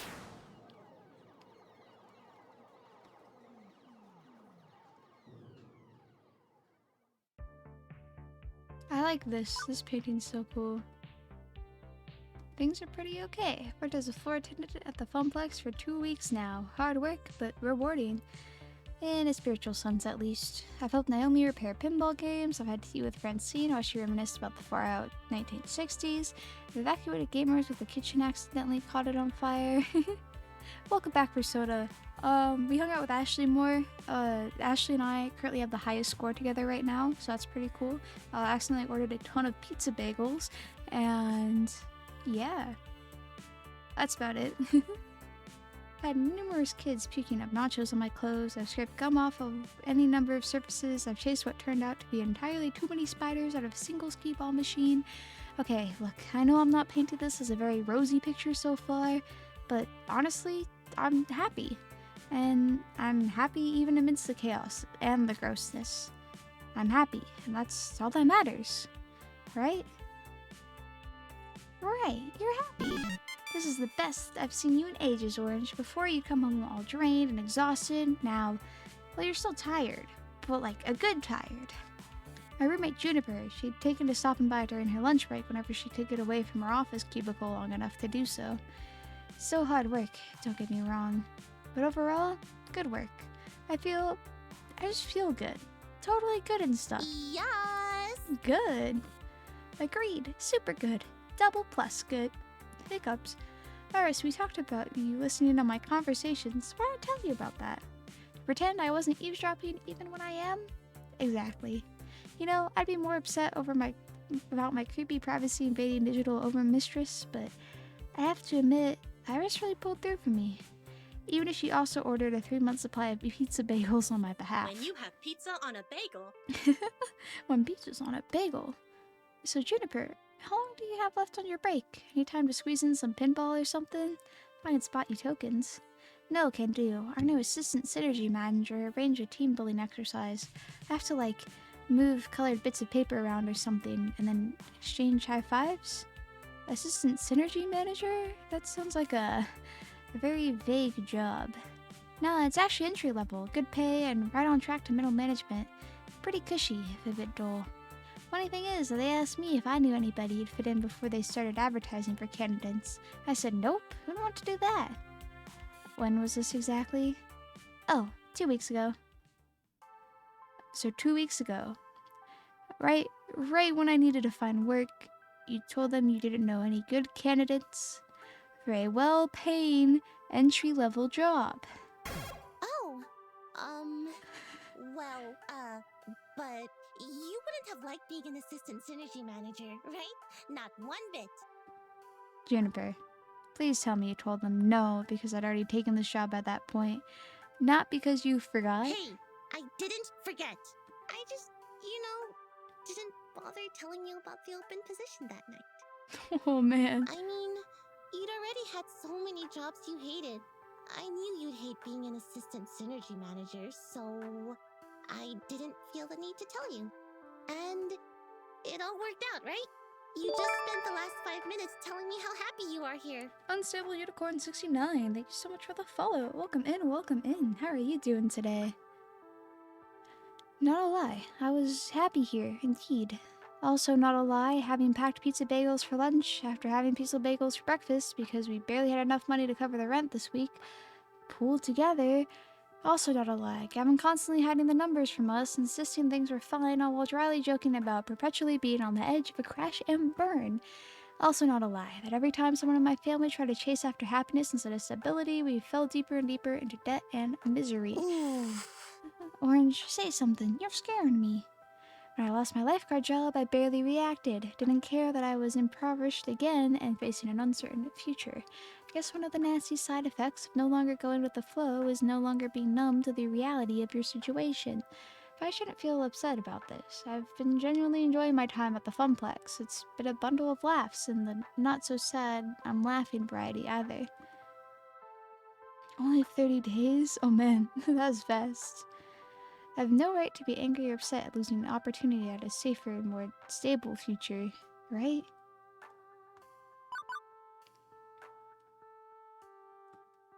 So I won't be angry or upset. Simple as that. I decided I was done compromising, right? Done with settling, going with the flow. I'm going to be the one that breaks the family curse. I choose this path of my own free will, even if I don't have all the facts at the time. If I'm going to be honest, boundless confidence doesn't cover the simple fact that I chose to be vulnerable rather than safe. If the arcade closes, if anything else goes wrong, still, no need to dump all that on Juniper. It's okay, Juniper. You were right.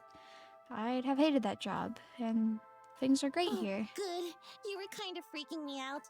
Trust me, it's the right decision. You'd learn to loathe working at my office, like I do.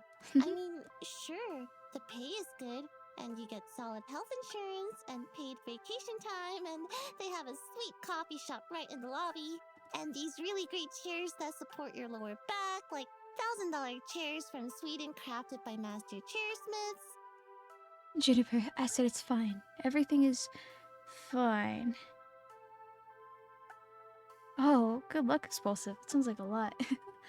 Honestly, I'm okay. I mean, I won't deny that job would have been a safer bet, and I don't have to contribute my fair share to the apartment rent. You know? What's done is done. I'd rather look forward than back. Right, forget I said anything. Please, forget I said anything. I'm sorry. I should have told you. I shouldn't have held that back. But I still wouldn't have pushed you to take the job. It's totally horrible at my office. You'd have been miserable there, like me. Juniper, it's cool. You're right. I'd have hated it. Okay, good. I've got a good feeling about all this. I think you're right where you need to be, even if I was, kind of awful about getting you here. Hey, I gotta get back to the office. Have a good lunch, okay? I could feel the distant rumble of a frozen box of pizza bagels haunting me from the recently repaired employee break room. Yeah, okay, and you have a good rest of the hours of your day, yeah? You bet. I'm okay with this. Everything is fine. Right. What I need right now is a distraction, and frozen pizza bagels are most certainly not it. My pocket money is really slim, but I think I need to step out for some fresh air and treat myself to a better lunch than that. Good luck, Explosive. And hey, maybe some company too. Nice and distracting talking to someone about anything other than this. Let's see, who's available? Ashley, come here. It's not often that both floor attendants can go on break at the same time. I should take advantage of that and see if Ashley wants to grab some chow. On the plus side, I will not be lunching with Pinky the Funplex Flamingo. She's in her civvies today. Oh, hi! Hey, Orange, what's up? Kitchen on fire again? Not yet. And to avoid that happening, I suggest having lunch somewhere else. Should you call it? You could just call it like Orange for Smash Bros. I feel like that fits well. She is so pretty. She's so pretty, Nyx. She's so pretty. You know, I was just about to suggest that. Both not burning down the kitchen and going out for a bite. Sounds great. Ashley's a well of infectious joy, and I could really use some of that right now, especially after this morning. Oh, hey, I know where we could go. You haven't been to that whole story yet, have you? It's an entire fan game? Oh, dang. I have no idea what you should call it then. No, not yet. I've been existing off all these pizza bagels. I do love me some pizza bagels, especially the sausage ones. I wonder how they make all those tiny little sausages fit on those bite-sized morsels. Like, is it on a conveyor belt with a lot of sharp blades? Chopping down at insane speeds? You wouldn't want to be caught under that. No way! Focus, Ashley. Whole story? Are you gonna put Neptune Cookie in it? Oh, that'd be really, really fun. Oh, that would be cool. Oh yeah, and it's an adorable little bookstore that also sells coffee and donuts. Get it? Whole story? Wahahaha. Not a fan of puns, I'll take it. Thank you, Explosive. That sounds awesome. Nevertheless, I got a hankering for some mini donuts. Let's go. Despite coming to the Soul Strip Mall for 2 weeks, I actually hadn't visited our neighbors. Mostly I did whatever needed doing. Took orders from Gavin, then I handed Ashley and Naomi, things like that. Whatever the job happened to call for. No more, no less. I couldn't say I've been a part of any community outside of this immediate circle of my coworkers, whereas the others visited Whole Story frequently. Ashley leads the way into a shop that smells strangely of dusty old books and sugary sweetness. I don't think I've ever been in a little independent bookstore. Oh, this place is really cute. That's really, really cute. Or a bookstore at all, for that matter. It's 20XX. Who buys books in a brick-and-mortar bookstore anymore? But despite the subdued atmosphere compared to the arcade, their customers present and accounted for, sipping coffee, reading old tomes, and yes, munching donuts. Ashley secures a tiny table for us before directing me to the bar. Hang on, what the heck is up with this menu? It's organized by the Dewey Decimal System? I'll have the Judy Bloom. It's a bunch of mini donuts. And hey, my treat, okay?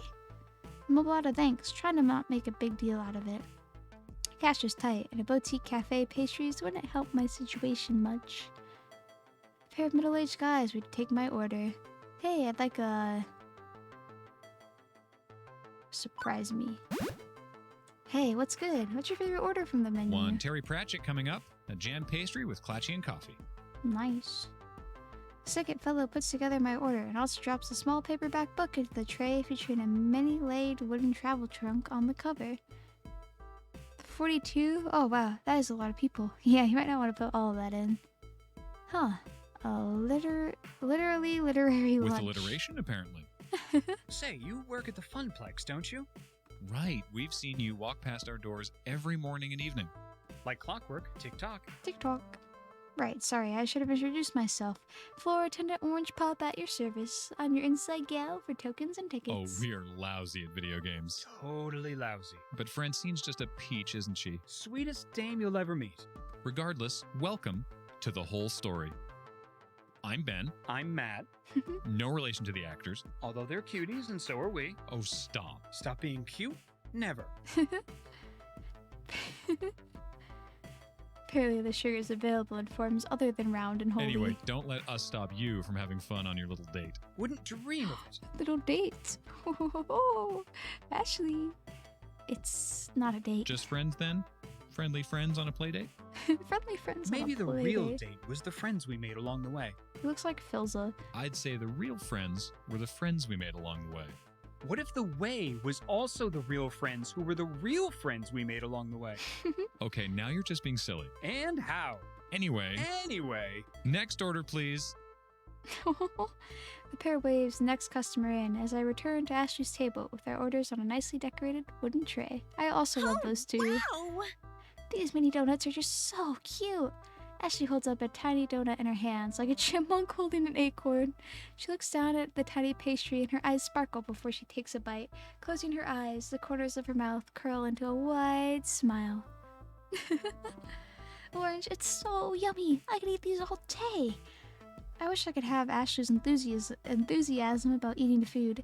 The same old pizza bagels, day after day, is doling out my palate. Ashley's face changes from pure delight to concern. Hey, Orange, is everything okay? You should put Linear in it. I love Linear. You aren't your normal self today. You seem a little off. It's been an interesting morning. Kinda hard to wrap my head around everything. Hey, I know how these days go. Even I feel lost and confused sometimes. There are days where it's especially rough. You too, huh? Me too, huh? I guess it happens to the best of us. I know it seems totally unlike me, but honestly, deep down I'm scared. I feel like I don't really know who I am. Ashley? Every time I look at myself in the mirror, I don't know who this person is who is staring back at me. I mean, in my heart of hearts, I know I am Ashley Wolf, but that's all. What makes up Ashley Wolf? Bro. Who am I? Who am I really? That's what I'm searching for. Ashley?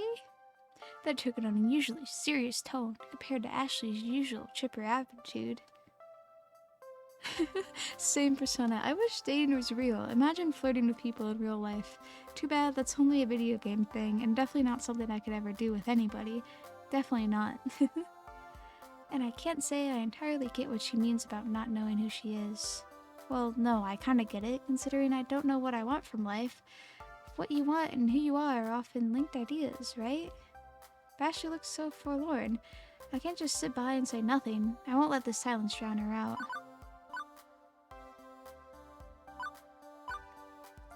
I don't know what Ashley hopes to find, but maybe I could help in some way. Just getting people talking about it can help. So, taking everything into consideration, what do you hope to discover about yourself?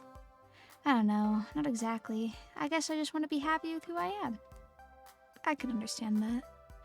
When I reflect on my life, I really do love cosplay and I love the rush it brings. I get to be whoever I want, wherever I want. Evaporates. I could be a starship captain, an elf, a giant pink flamingo mascot even. I don't have to worry about Ashley. I can focus on being someone else. I feel awkward in my own skin. I'm in costume. I feel like I'm at my fullest potential. I feel comfortable. I think cosplay has really helped me understand some things about myself that I couldn't see before I started doing this. I just want to be able to love the person I am, and when I find them. Sounds good, Nix. I hope you have a wonderful, wonderful rest of your nights, and have a great school trip. Have a wonderful time. But thank you so much for hanging out. Sleep well, sleep well. That was kind of relatable. It's a little too hard. Knowing you, I think you'll do just fine. I think you'll do just fine there. If you can smile for the kiddos through a pink flamingo mask, you can smile for yourself. I hope so. I really do. Ashley looks off again longingly for a second before snapping back to attention. Oh my, I've just talked your ear right off. Lunchtime is over, Orange. Right on time. Hey, thanks for listening, Orange. I mean it. And you know, if you ever want to talk about your problems, I'm here. I mean, I'm here at the Funplex, yeah, but like, I'm here for you too. That's what friends are for. And I totally might be overstepping my bounds here, but I feel like lately you're just going through the motions at the Funplex. Huh? No. Things are great with me at the Funplex. You punch in, you punch out right on time. Sure. Hmm. What I've seen, Orange, you have so much potential. The flame burns deep inside. You just gotta dig down and bring out that light, you know? You'll do great things. I just know it. I've totally delayed you long enough. We should get back to Gavin before he notices we're gone. Hey, Dee, welcome in, welcome in. I have been doing great. How about you? Welcome, welcome, welcome. We're playing an arcade-based, little dating sim game, and it's been very fun so far.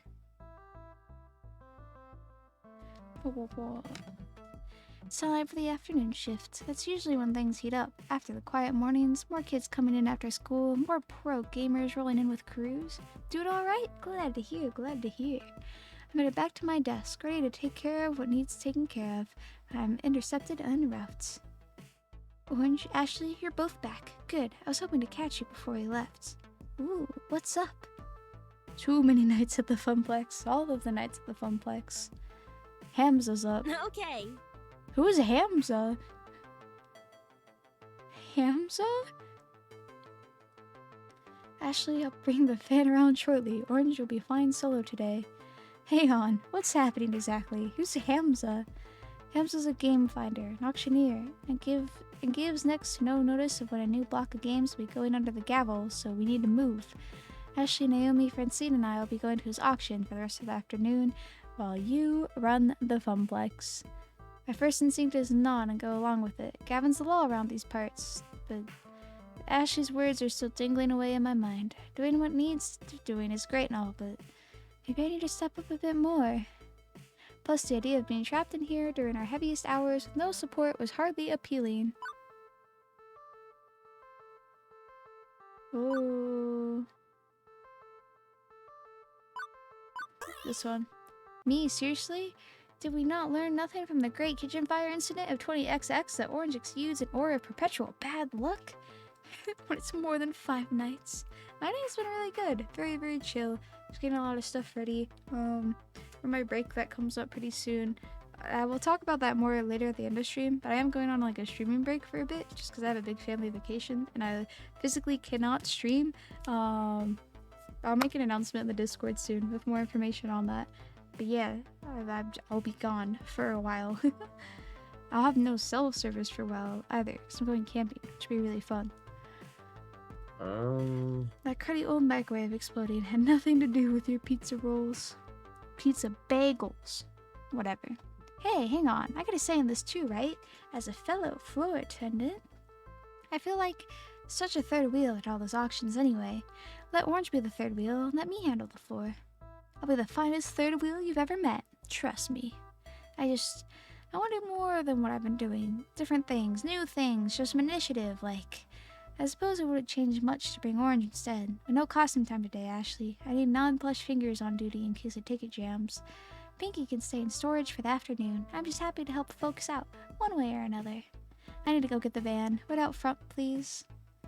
Well, probably be closed by the time you get back, so I'll see you in the morning. Floor attendant Ashley, away! Let's go. Leave me waiting outside with my 2 traveling companions. Not much time to chat, however, as Gavin pulls his van and a rental trailer around. Oh my, how exciting. I really go on adventures these days. It's just a quick trip, ma'am. Any trip is an adventure if you make it one, shall we? The 4 of us pile in. It's off to the highway.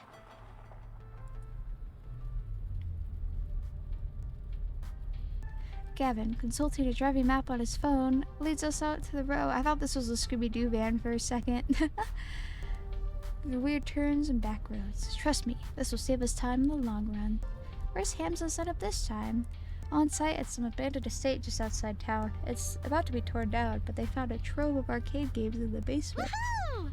So exciting. I love arcade raids. Arcade auctions. Raids. Auctions. You guys got an arcade English dictionary I could borrow? Francine, without looking up from her knitting, answers. A raid is when a bunch of collectors get together and rescue games before they can be junked by their original owner. An auction is where someone sells off their arcade games, one at a time, to a crowd of active bidders. So, which is this? A raid or an auction? It's both, dearie. Hamza, the sweet boy, buys up private collections before they can be thrown away. He rescues them from that terrible fate and auctions off his finds. Sort of. Okay, now I'm fuzzy on the sort of part. I'm the newbie here, remember? Okay, so Hamza obviously auctions off games for cash money, but he's a very whimsical kind of guy. Once I saw him trade off a vintage Burger Time in exchange for someone's super secret chili recipe passed down through generations of family. In other words, he's just on the edge of being a loon. That would be a lot simpler if it was just a raid. We pay up front, we declare what games we want, and cart them away. Instead, he ambushes us with these impromptu auctions and makes us come down there to entertain his whims. Wonderful. That's what as soon as I saw this Zik, I was like, it's the Mystery Machine. I had to pause for a second, because I literally thought it was straight up the Mystery Machine. Also, the car noises are super loud for some reason. And really, we should be honored we even got an invitation. He's trying to cut out the big franchises arcades like Deco's Place and help the little guys out like us. It's inefficient and relies entirely on keeping on Hamza's good side. Huh. I'm guessing Hamza's the sort of person who wouldn't let a kid have the game of his dreams for free, or who would let a kid have the game of his dreams for free. He doesn't care about money, he cares about people. Am I right? Correctamundo. Hamza's a great guy. Is he hard to predict? Sure, but he's got a big heart, and that means something in this business. Not enough big hearts left some days. Yes, because that's how you pay the bills and keep the doors open, by having a big heart. I won't deny we can sometimes squeak out a trade that's practically a steal, thanks to his personal modus operandi. Let's not push too far here. We need to temper our expectations a little, I suspect. I think not. Well, we don't have room to add many more games, especially relics like Hamza usually deals in. What about the offsite storage unit? We can just rotate games in and out more often. Nearly full to bursting, and not cheap for us to rent on a monthly basis. I'm not saying we have to go home empty-handed, and certainly a few holes in our roster we can fill should we find an excellent dealer and beat the other bidders. But consider this, above anything else, a way to maintain relationships with Hamza, even if we don't end up bidding. Now, Naomi. Gavin knows the numbers. I'm in favor of making our little funplex more and more fun, but floor space is finite. And Gavin, remember, if we find some darling little game Naomi would lavish adoration upon, we can always retire an older game. We do need a dog. Where's our little fun dog Life, to help my out? young friends, is a series of trade-offs. Well, isn't it better to, not just settle and compromise all the time? Well, now, there are trade-offs, and there are trade-offs. It's silly to say that you should never compromise, as silly as it is to say you should always compromise. It's what you compromise that defines who you are. You're all so young yet. You've time to make mistakes in learning what trade you need to make. Unless you don't make rent on your apartment or your stomach's growling. Iris and Juniper have pushed me to stop settling for less out of life to stand up for myself and my happiness. I've done just that, without regret, so everything should be fine now, right? Right? New default topic diversion. The weather. Well, at least it's a nice day for an outing, right?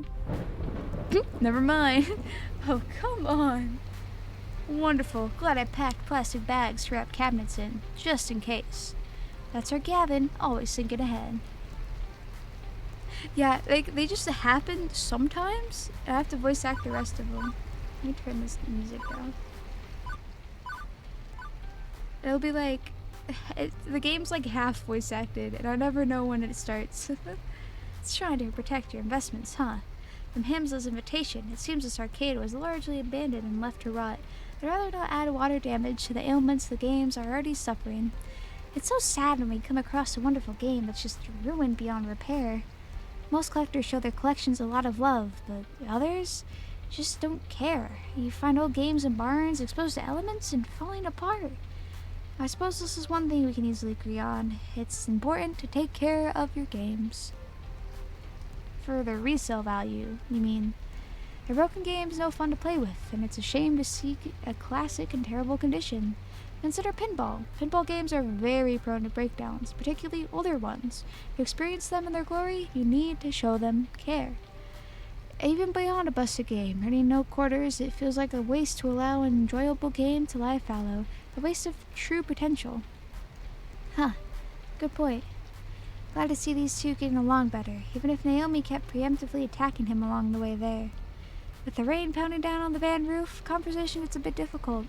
Gradually, everybody resumes fiddling about with their phones, knitting, or driving, leaving me to wonder exactly where is this auction and or raid happening. Anyway, we've been driving for some time, leaving the city far behind. But would a massive trove of arcade games be doing this far out into the sticks?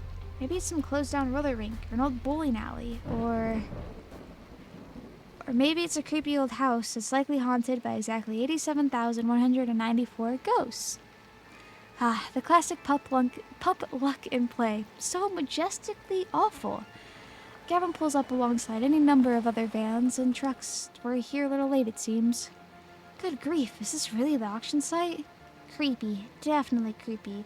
At least an 8 on the creepometer. An old home has character, I feel. Let's not judge it by the exterior, shall we? With all speed, the group hurries inside to get away from the weather. A large group has already gathered in the foyer of this crumbling estate, but one rushes forward to greet us in a blur, as others play little mind. Greetings, friends. Hamza welcomes our friends from the Funplex. Welcome, welcome. Gavin, stalwart as ever. Naomi, love what you've done with your hair. Miss Francine, a beauty surpassed only by your wisdom. Oh, fresh. And a new player, it seems. Who might you be?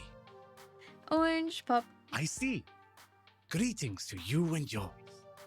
I am known as Hamza, seeker of antiquity, finder of things lost, player of games. And welcome to, well, not my home, but a place where Hamza shall provide hospitality regardless. I like the dust falling in the corner. Really adds a lot of atmosphere here.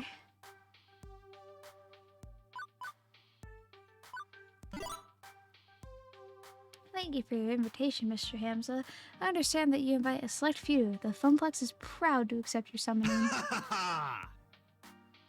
Now you sound like me.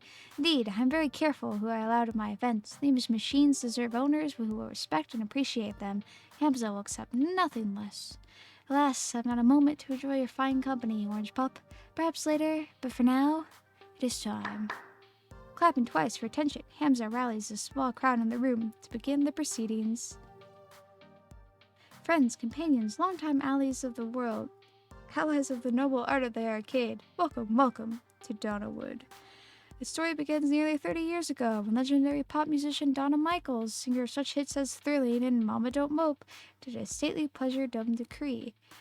Here, the reclusive idol crafted a private amusement park, a petting zoo, and an arcade. Alas, she could only enjoy this paradise for a short 10 years before a tragic death. Needless to say, this estate has fallen on hard times ever since, and this year it should be torn down to make way for condominiums. But not before we have our say. Those games that Donna Michaels cherished still lurk one floor below, ready to be rescued from such a terrible fate. It is our moral imperative to do so. I have paid the estate owners a princely sum for the entire lot. Now, Hamza parcels them out to you. By all means, browse the collection. See which pieces sing out to you. On the far table, you shall find refreshments, grapes, sparkling wine, and delicacies from my travels. Mingle, cavort, and we shall begin the auction in 1 hour's time. Indeed, a lavishly arranged table that probably cost more than any single arcade game to put together is descended upon by the invitees soon after. I feel like I'm attending some ancient Roman celebration of debauchery and gluttony, not an arcade raid, or an arcade auction, or whatever. Donna Michaels, I knew it. I should have recognized Donna Wood when we pulled in, but it was raining too hard. Who? You've never heard of Donna Michaels? She was the hottest musical act of 1980. Boop. Naomi, I was born in 1990. Boop. I'm totally plugging my phone into the band stereo so we can blast Girls Just Want to Play Games all the way home. Hi, Shark. Welcome in, welcome in. How are you doing today? But first, I'm gonna go check out the cabinets in her arcade. I'm not really into mingling. Later. She dashes off with all speed, heading for the stairs leading below. I suppose I should go network for a bit. Hamza's events always draw an interesting crowd of rival arcade owners. Heading for the foodstuffs, Gavin arranges himself a plate so he has an excuse to hang around and eavesdrops on the other collectors, leaving me to, do stuff. Now I see why Ashley was bored of these events. Gavin smoozes, Naomi analyzes finds, Francine's already napping in a chair. I've got nothing to do. It's all good, Shark. No worries, no worries. Well, when in doubt, find someone who knows what they're doing and stick to them like glue. I'm really not interested in the arcade version of Game of Thrones going on up here. Gavin can handle these guys. Me, I want to see this legendary arcade Hamza was talking up, so I head downstairs to join Naomi. Whoa. Is this a private collection or a fully fledged arcade? I was expecting a handful of games and a pool table or something, but this is easily 3 times larger than the Funplex itself. Even coated in dust and disrepair. It's awe-inspiring. It's also hard to find anyone in this maze of tightly packed games. Invitees are browsing the available stock to decide what's worth bidding on, making it crowded as well. But eventually, I locate Naomi, practically cuddling a narrowed-down-looking Teenage Mutant Ninja Turtles machine. This is a game called Arcade Spirits. It's a dating simulator where we work at an arcade, and now we're flirting with the arcade goers and the people we work with. And it's late for me. I've been streaming for 3 hours. My voice is getting a little tired. Oh, with the heart? Orange, look! A 2-player version of Teenage Mutant Ninja Turtles. These are only released in the Oceania region. Such a rare find. Wait, wasn't that game originally 4-player? Why would anybody want a version with only 2 joysticks? Well, because I mean it's rare. It's a find, and it's less fun. Not the point. Anyway, it's hard to find one of these 2-player or 4-player. I'd love to have it for the arcade. I'd love to have that, and this one, and oh, if only I could take all these home with me. I mean, we'd have some water damage. Others likely have busted CRTs and controls. They all need work, but I recall the game she was working on when I first met her. Extensive repairs needed just to make it playable. Just awesome instead of awe-inspiring. That's fair. Very fair. So, not only would you have to bid and win the game, but you'd have hours of work and plenty of spare parts to purchase ahead of you. I know, isn't it great? Okay, is there a nice way to say this?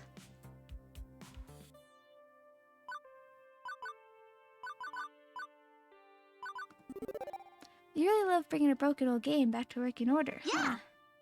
Absolutely, these games deserve to shine, as they did ages ago. If I can turn back the clock and let them be what they truly can be, let people play them as they were in their prime, well, there's no greater feeling. And you enjoy the challenge of restoration to repairing hardware, replacing damaged art, the problem solving of broken monitors. You know me so well, Orange, exactly. And all of that is admirable. I really love how happy these projects make you, Naomi. But there's a flip side. How much time does it take to restore a game? I'd say if it's in good shape, maybe a few hours. If it's really a wreck and needs extra love, a few days, maybe weeks if parts are on back order. Okay, now think of the games we currently have and how many still need work or break down frequently. Can you take on a bunch of new projects? Well, I could make the time, work late, right? Even a girl with bottomless energy has her limits. Naomi sighs, frustration building. It's not fair. I mean, she's not talking that now. I know there's only so much we can realistically do. So many projects I can actually take on. But I wish I could do more. I wish we could do more. The Funplex has never really been a success. Even before I came on board, it was always struggling to stay afloat. I joined it because so few arcades still have the games I love. But I can't turn our situation around, can I? No matter how hard I try. This was my first job. Part of me is hoping it'll be my last job, too. that I can happily spend all my days tinkering with these wonderful games.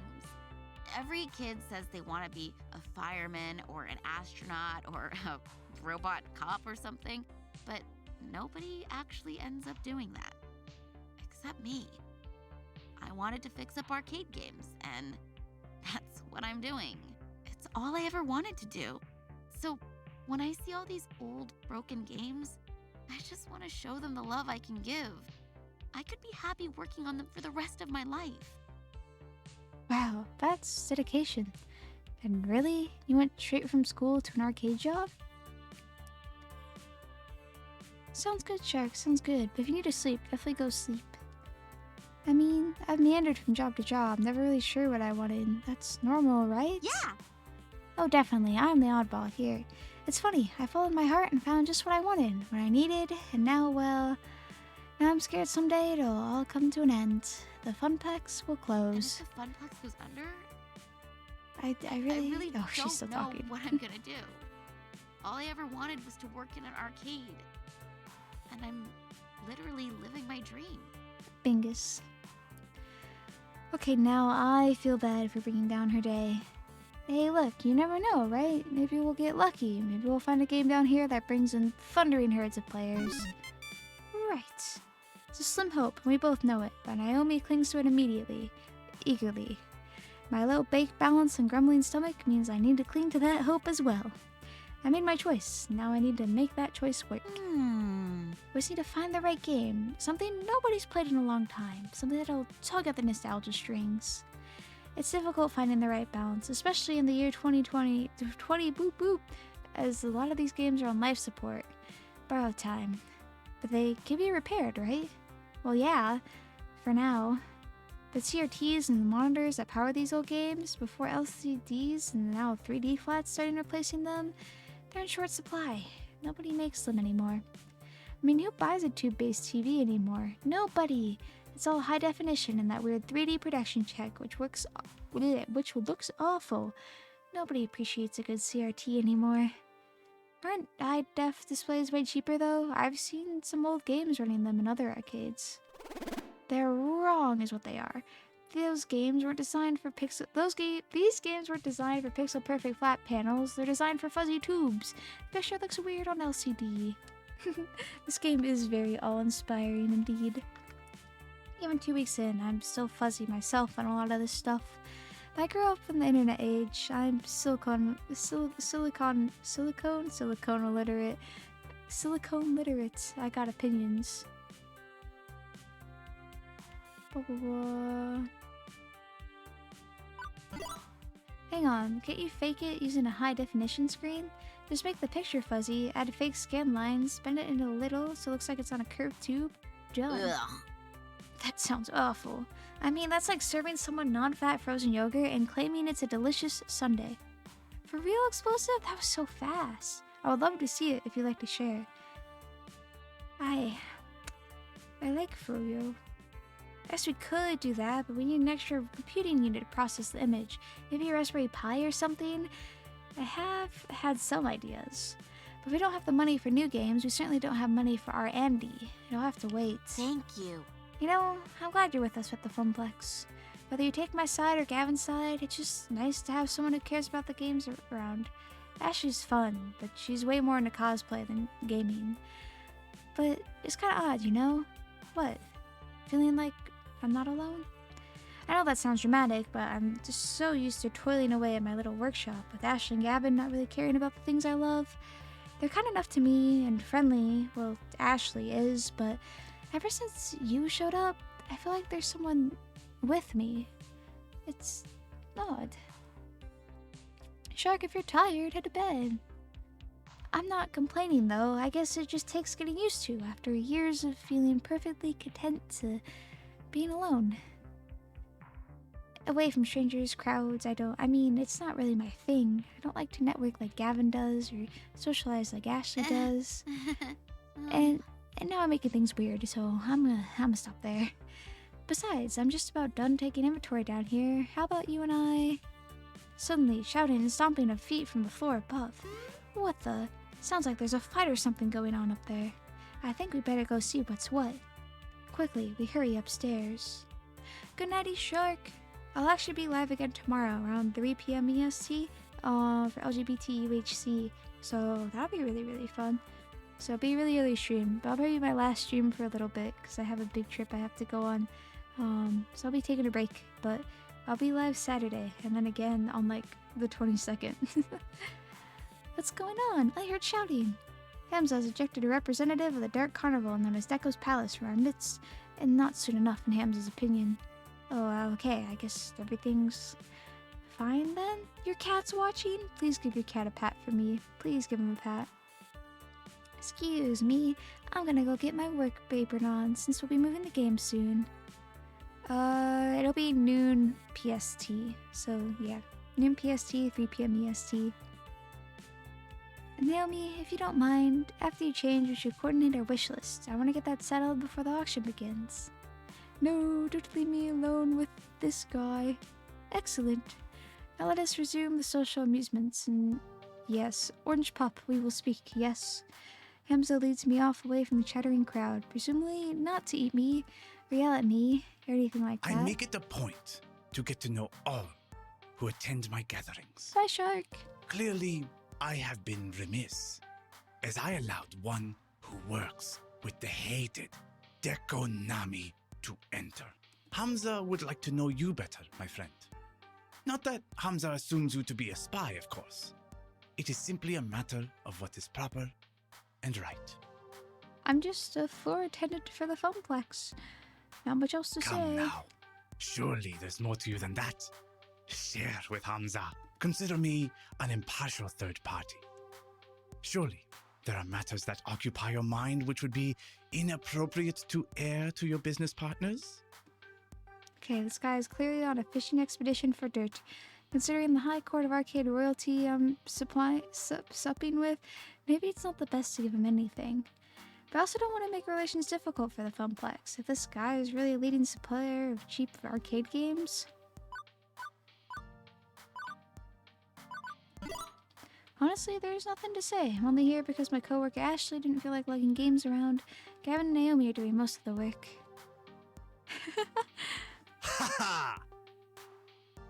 Beautiful Ashley. Beautiful. Yes, beautiful Ashley. She's a delicate pink flower, handcrafted of felt and pipe cleaners. Not that I would deny you company given the chance, Orange Pup. Perhaps my tail will loosen the tail from your tongue. Hamza began as a mere urban explorer and hunter of rare objects for a wealthy buyer in Dubai. You see, many debts pursued me.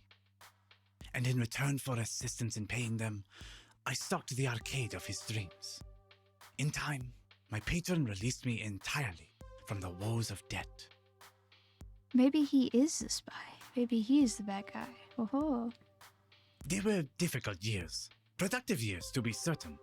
And throughout them, Hamza learned how to use the mystique of being Hamza to better achieve his goals.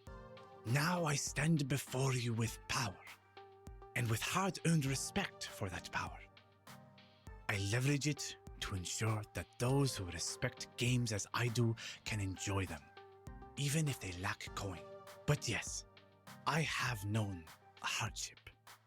We all have in the course of events. You are not alone in that condition, my friend. Okay, so how do I get out of that condition? Do I need to indebt myself to Wealthy Prince or something too? Magic lamp. No. You will need the will to dream and the will to work. The will to make the trade-offs that will bring you closer to your ambitions. Francine was mentioning something about that earlier. Wisdom and beauty, that is Francine. Trying not to make trade-offs though, not to settle. My parents, they gave up on so much just to barely scrape by. That is the puzzle, is it not? What to trade? Allow me to regale you with a story. Hamza makes a sweeping gesture at the beautiful ruin of the Donovan mansion into an oil painting hanging on the wall. At the time, Donna Michaels was a star on the rise. She had all she could ever desire, and indulged in all her desires all day long. But so indulgent was she that she failed to maintain the work that brought her there. After her second album didn't meet the expectations, she lost interest. For years, she lurked in these walls as a recluse, playing games for hours and hours. Rumor has it that she was found dead with her beloved arcade, hands still wrapped around a glowing joystick. She starved to death, lost in a game. Do you guys know how long it takes someone to starve? 3 weeks. 3 weeks. I'd say that's ridiculous, but I've seen Percy play for hours and hours at a time. And now her lost and aimless spirit haunts this very place. Adrift as a ghost in the machine. Too spooky for me, man. Too spooky indeed. And obviously a grim fairy tale rather than reality. I fear there is an important truth buried in that myth. Ask you, was Donna's life spiritually satisfying? She didn't need to make any more albums. She wanted for nothing and had everything. You'd even say she died doing what she loved. Playing games. Exactly, Zick. There you go. Okay, but she still died. No getting around that. Hamza agrees. So many years thrown away, refusing the world around her in favor of a dream. A dream is a lovely thing, Orange Pup, but you must balance a dream in one hand and the world in the other, at all times. Naomi, she clings to her dream. Gavin, he clings to the world. Neither of them are truly happy as a result. And what of you, Orange Pup? Do you seek to be truly happy? Well, duh. What else was I going to answer except yes? But Hamza pressed his finger to my lips to silence me. Hold that thought. The auction is about to begin. Greetings, friends. Auction time. Friends, let us proceed to the arcade below. We have many games to bid on, all of which must be out the door by morning. As always, I will accept alternate bids, but test not the patience of Hamza. If your bid is not a serious offer, the hours will grow short. Any tiles which find no takers will go to my own collection, but my hope is to find a happy home for every machine, one which will love and respect these games. He motions for me in particular to follow, as the group files downstairs. This way, this way. A bunch of folding chairs have been set up in front of a large HD TV. One of Hamza's assistants loads up a photo slideshow of the games and on offer as the group settles in. Hey, shouldn't Francine be here for this? It's technically her money. She trusts the two of us to make the right decisions on purchasing games. Plus, I'd hate to interrupt her nap. Or her knitting. Or both. I swear she can knit in her sleep. Ooh, I'm just too nervous. I think I'm going to go browse the games again, see if there are any I missed. It's so dark down here, I could swear I didn't see them all. How about you, Orange? Want to watch the auction with me, or go help Naomi search the arcade? I'm fine either way. Ultimately, you're only here to help us lug our purchases out the door, so do whatever you'd like. Hamza having a voice of a biblically accurate angel.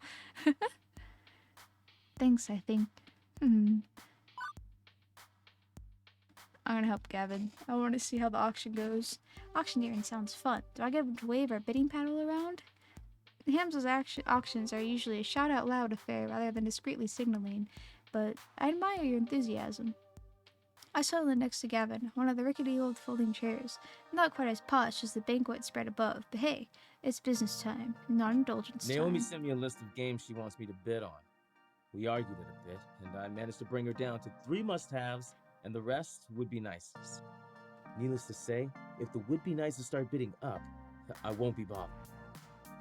We have the storage space for the would be nices? Well, technically, yes. What about the cash? Like I said, only if they don't get driven through the roof. Then maybe keep an open mind, right? Don't forget to see the forest for the trees while looking at the bigger picture. Or something. Right. As Francine says, I know. But there are certain hard realities in play. It has begun! I half expect mid-90s techno to start blasting when this slideshow begins, but nope.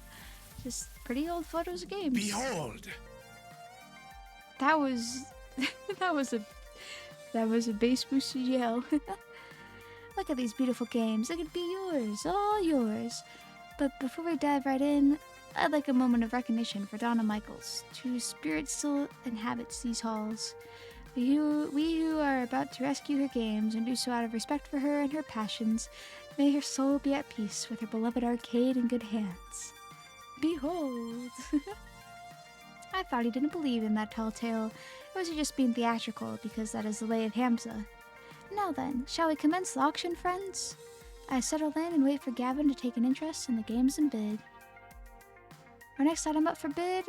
Oh hey, I recognize this. It's a joust, just like the one I moved out to the floor 2 weeks ago. Gavin frowns at his tablet, confused. Why is this on Naomi's must-have list? We already own one of these. Bidding opens at a pittance, a mere $50. Gavin shakes his head, ready to let this slide by. Tournaments. Hang on, it's a popular enough game, right? It's not a dog, but it's certainly a top earner. Maybe she's thinking we should run a tournament with them. 2 players going head-to-head, competing for score. I usually avoid hosting events like that at the arcade. More trouble than they're worth. Doubtful. Let's see where this bidding goes. 100! I bid 250. I have it for 400. $1,000 to complete my Midway collection. Nope, not worth it. Before I can object, it's over. Sold! Sold! May your collection be perfected by this piece.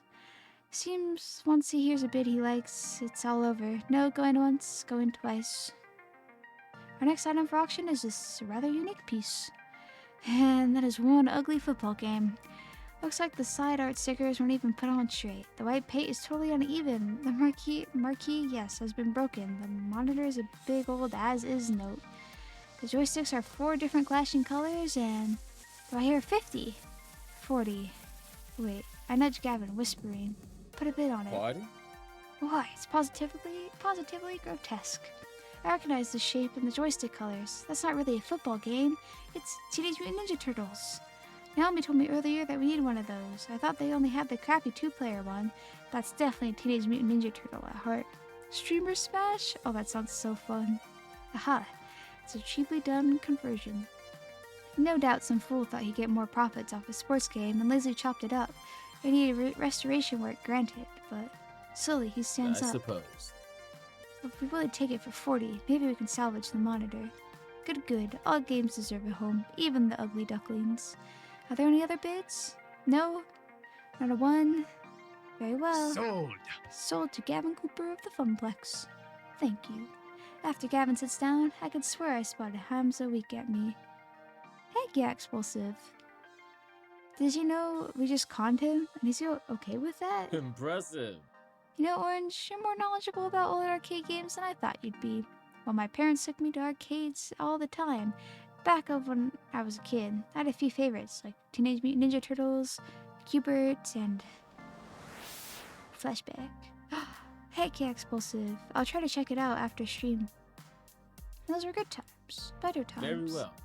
I suppose you could relive those good times a little once Naomi restores that game. During your breaks and after work, please. Yes, sir. I realize my demeanor is one of seriousness, but it's not like I'm anti-fun. I enjoy a pinball game or two, for that matter. I thought that was more for the challenge, though. Order to chaos, developing mastery over the game, and so on. Which is fun for me. Fun is a highly variable concept from person to person. For example, undoubtedly Naomi is going to have considerable fun restoring that Teenage Mutant Ninja Turtle back to its former glory, precisely because it's so mutilated. Hamza does go hard. The Funplex provides fun in any form the visitor requires. That's my endgame, the goal I reach for. The tricky part I found is balancing conflicting fun, ensuring as many dreams are realized as possible, despite reality being rather harsh about it all. We need to watch our budget today if we're going to optimize that fun. Do you understand? I guess, but being optimal is fun for you. I suppose it is at that. Revel in the splendor. That scared me. Would surely be the jewel of any collector's treasure trove, provided the discerning collectors will appreciate such splendors. The next game is a black and white driving game from the 1970 Boops. I give you Death Race. Inspired by the movie of the same name and decorated with skulls. It sparked controversy nationwide. Seriously? That relic is on seriously on Naomi's must-haves list? Absolutely not. Not only is it an ancient artifact of bygone age, I'd rather not have angry parents mad that Timmy ran over people in a video game. They're gremlins, not humans. Very, very blurry little white bobs of gremlins. Doesn't matter, it won't earn, and earning is critical for a small arcade such as ours.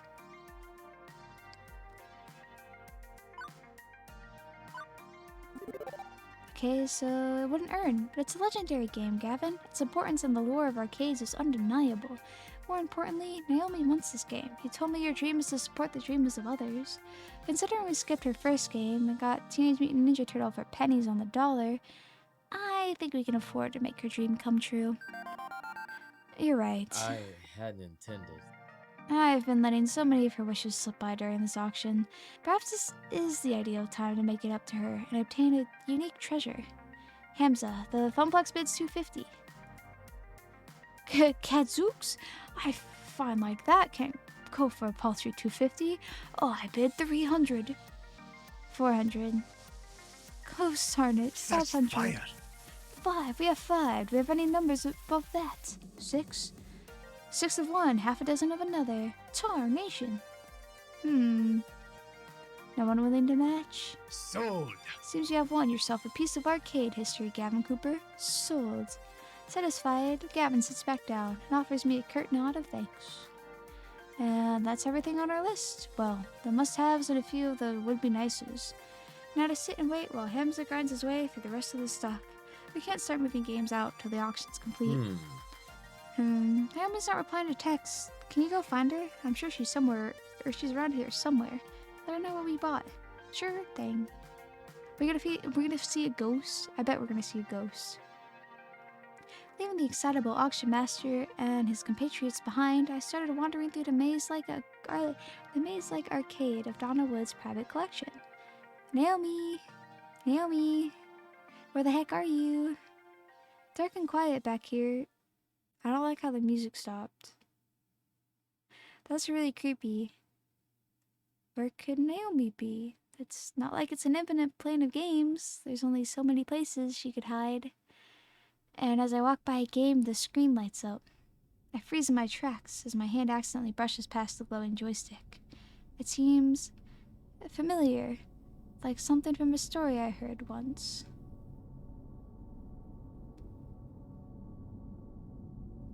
It is terrifying. Hamza. Hamza's tall tale. He said Donna Michaels supposedly died while playing one of these games, a game with a glowing joystick. I should walk away. I should go. I have official Funplex duties. I've been very good about not gaming when I should be working. But someone's already inserted a quarter. This game is ready to play. One game gonna hurt, right? Just one game. I want to play the game.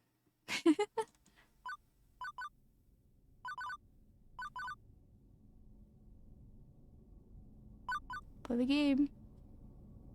It is just Polybius.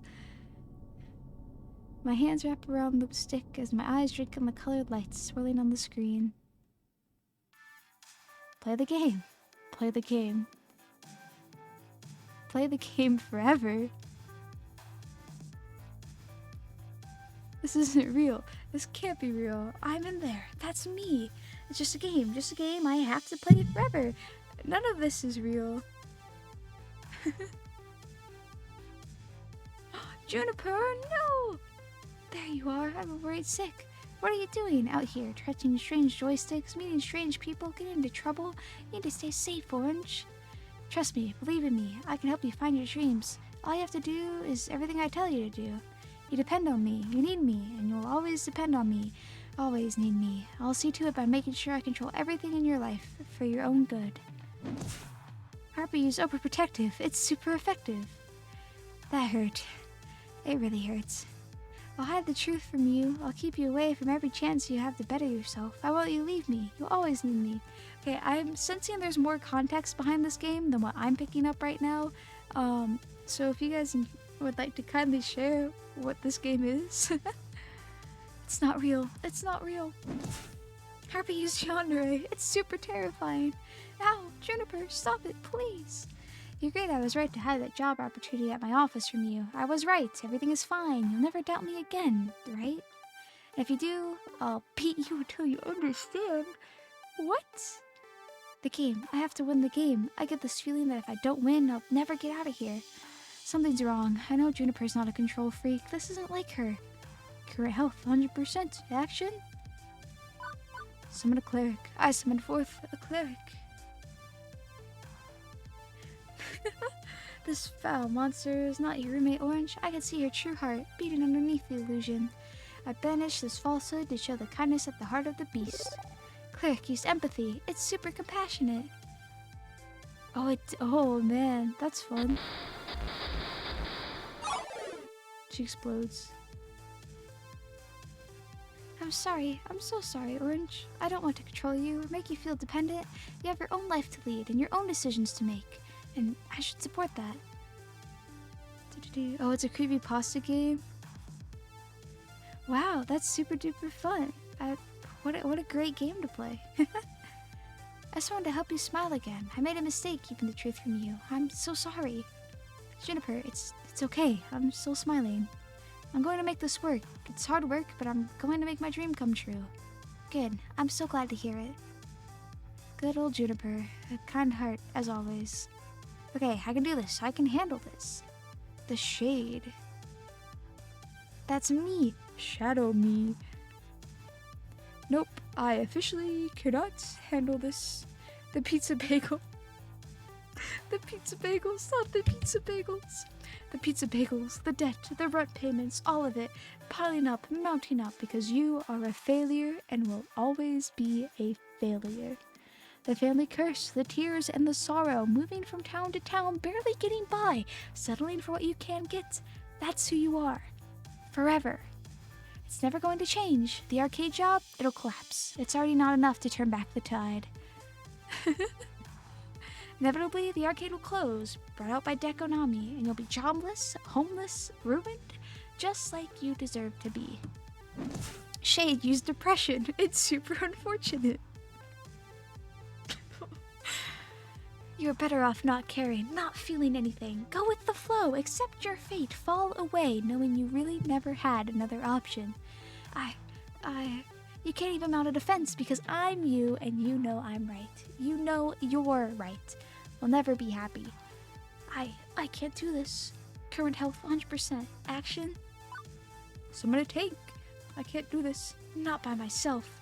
And I won't be ashamed to ask for help. I summoned a guardian. Is it Ashley? Yeah! Yeah! Well, that's a lousy story. Let me try telling a new one. A depressed gal walks into an arcade, looking for direction in life. There, she finds an eternal optimist in a flamingo costume. Together, they beat the evil monster in her heart and lived happily ever after. Canned laughter, freeze frame, roll credits. Guardian used dream. It's super aspirational. But you deserve... That doesn't have to be me. I can decide who I want to be. And with everyone standing behind me, I know that if I should fall, someone will catch me. Prepare for final boss. Good, I'm ready. I'm definitely ready to get out of here. Level 3, the Lost Soul. Round start. Oh my gosh, it's her. It's the Pokemon! I remember this Pokemon creepypasta. I forget the name. I remember this shape though. I remember watching so many YouTube videos about this, the Pokemon creepypasta.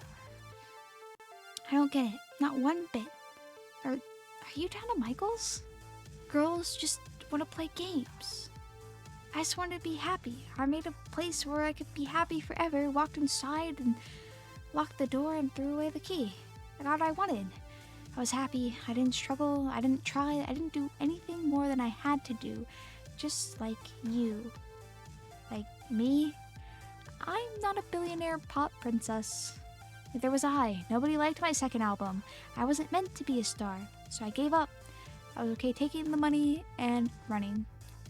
You could do the same. Maintain, eat the pizza bagels, do everything that's asked of you. Let Juniper continue to float the rent. You're in a good place. You could stay here. You could let go. Play games forever. Be happy. No ambition, no hope. You'll be fine. You'll be safe. More of a missing yes guy.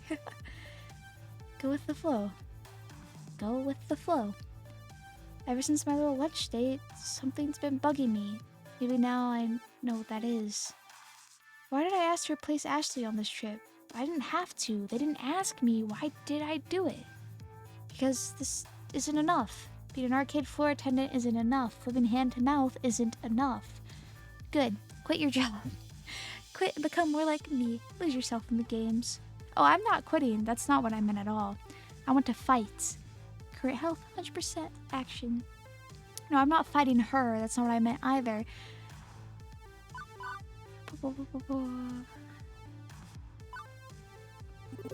So many wonderful people call the Funplex home. They welcomed me in, made me one of them. Now it's my turn. See what Gavin means about protecting his dreams, but I'm gonna go one step further than he has. The arcade could be so much more. I could lead the way, go above and beyond just doing what I'm told. I could champion the cause of the Funplex. That's my dream. I want to end the family curse to find both success and happiness. When the Funplex is finally the roaring success it deserves to be, with God as my witness, I shall never eat a pizza bagel again. But the glitchy shade just looks at me with confusion. That sounds hard. Yeah, it kind of does, doesn't it? It's a hard path, but that's how it's gonna be. No, I don't think so. I think you need to stay here with me. You need to play games forever. That's so much easier, isn't it? You just let go. Hi, Turtle. Welcome in, welcome in. And hello, Persimmon. How's it going? I can make you see. I can keep you here, drag you down, tear you apart. I have my health bar nervously. It's still full. But that could change. I don't think Polybus is happy that I'm not giving in. I can't risk a fight with Donna. I need to get out of here. Prioritize my survival. Or do I want to try to save Donna too?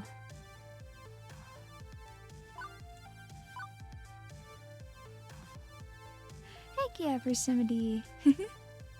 Hope you're having a wonderful day. I'm really excited to play tomorrow. It's gonna be a lot of fun. This lady, she's dead, Turtle. She's dead and stuck in a video game. I can try to save her, or I can leave.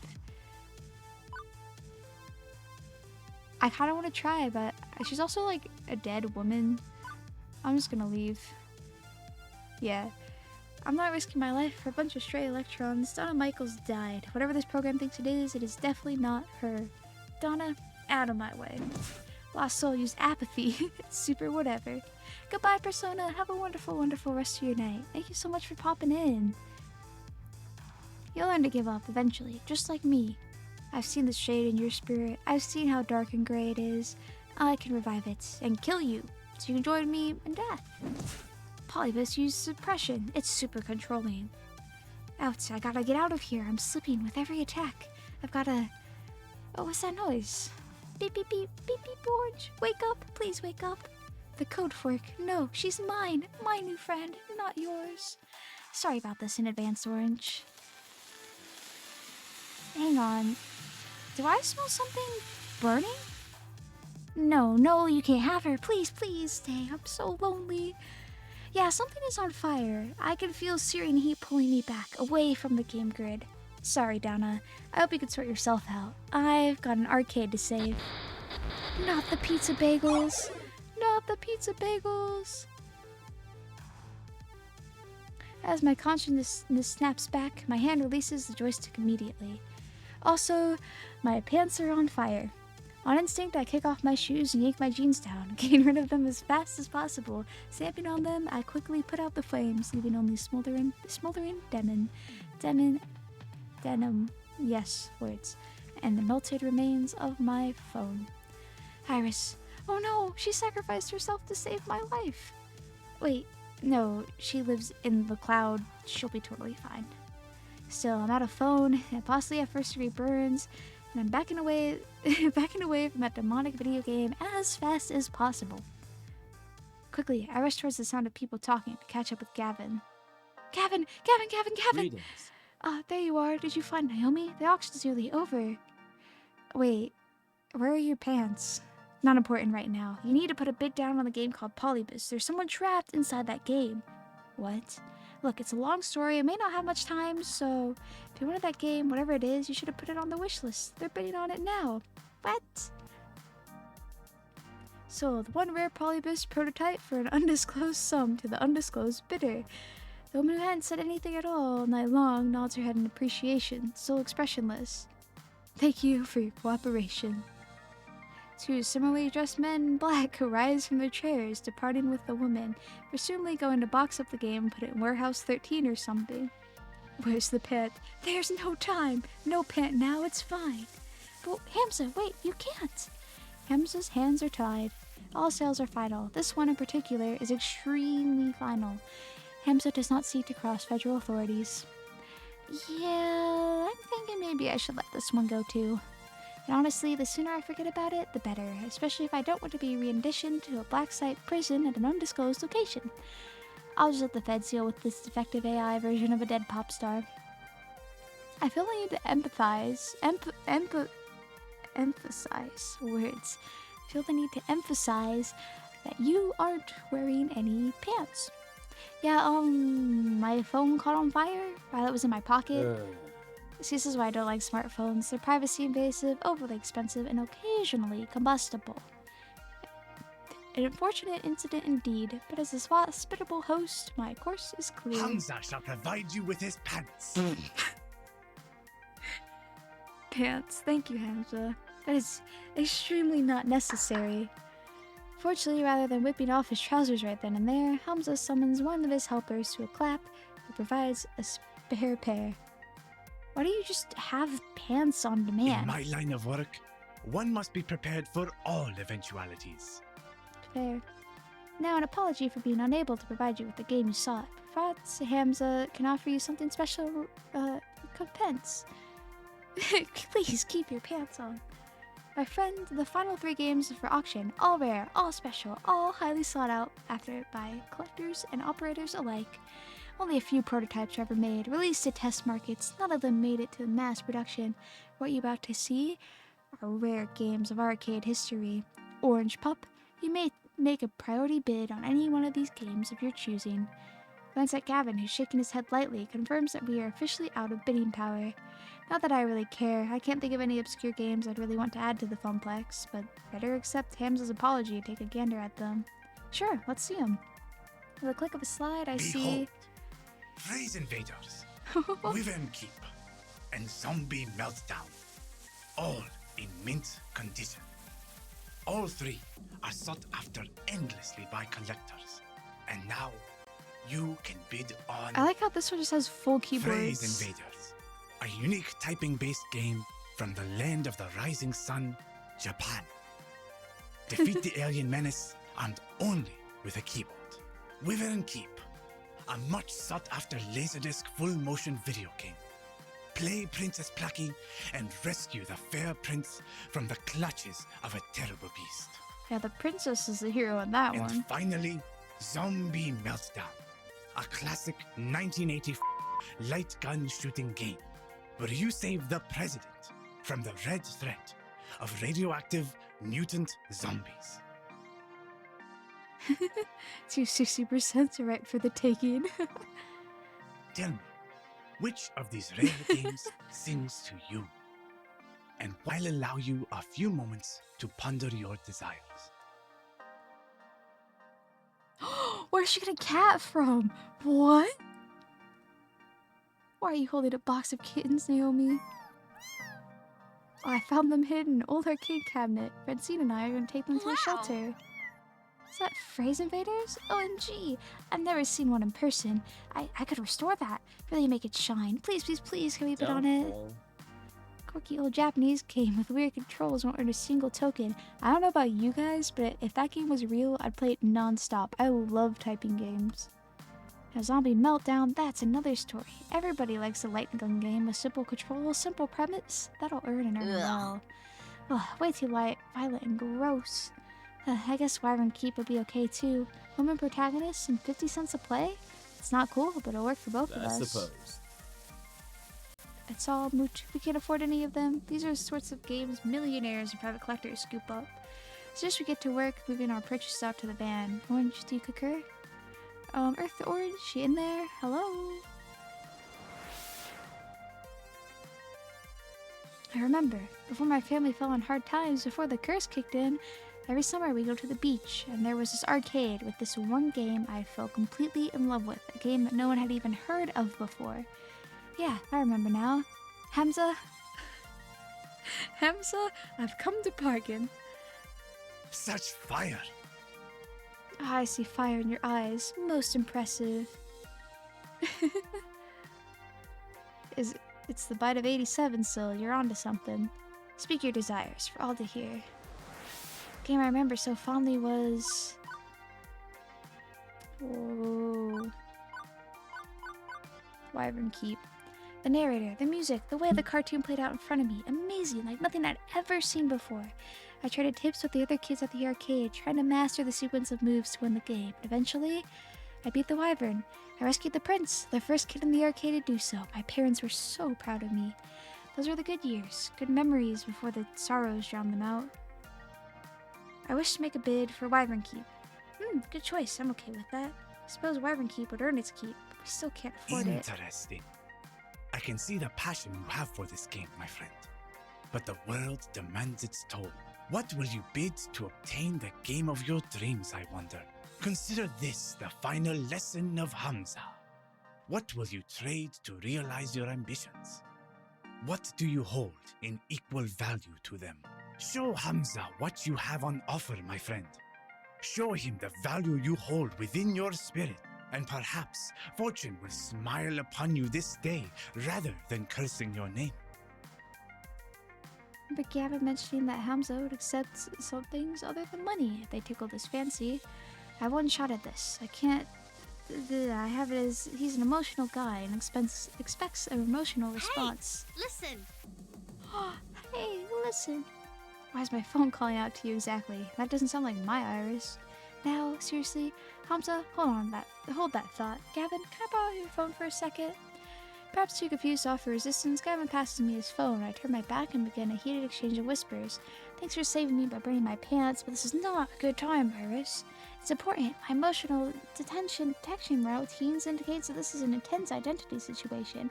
My programmers want to fit in an R, but you know the rest. Since you need to be super convincing, you'll only be able to respond in the way that matches one of your top 2 identity traits, excluding basically. Fortunately, I've been tracking your personality all this time, so I can advise you as to what response will and won't work. Ready? Let's do it. Well, that certainly was a whole lot of words to tell me what I already knew, that I'd only be able to convince Hamza if I was truly true to myself.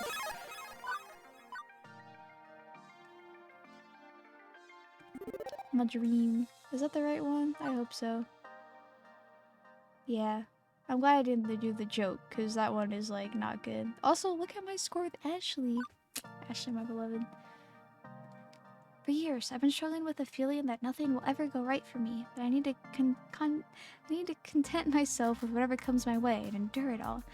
But before things went sour, this game was my beacon. I love this game with all my heart.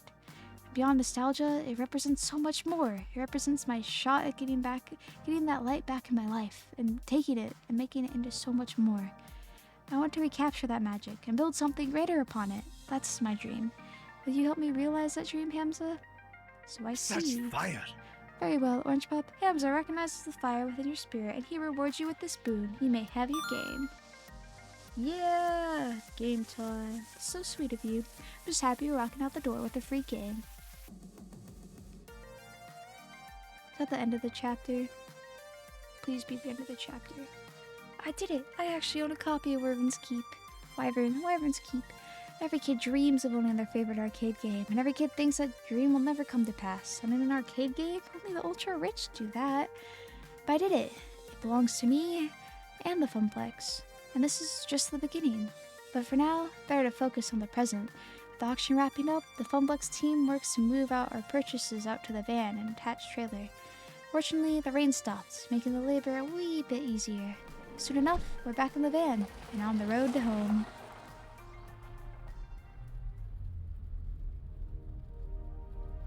Hey Gavin, here's your phone back. Appreciated. Also, I made a decision. I'd like to do more for the arcade.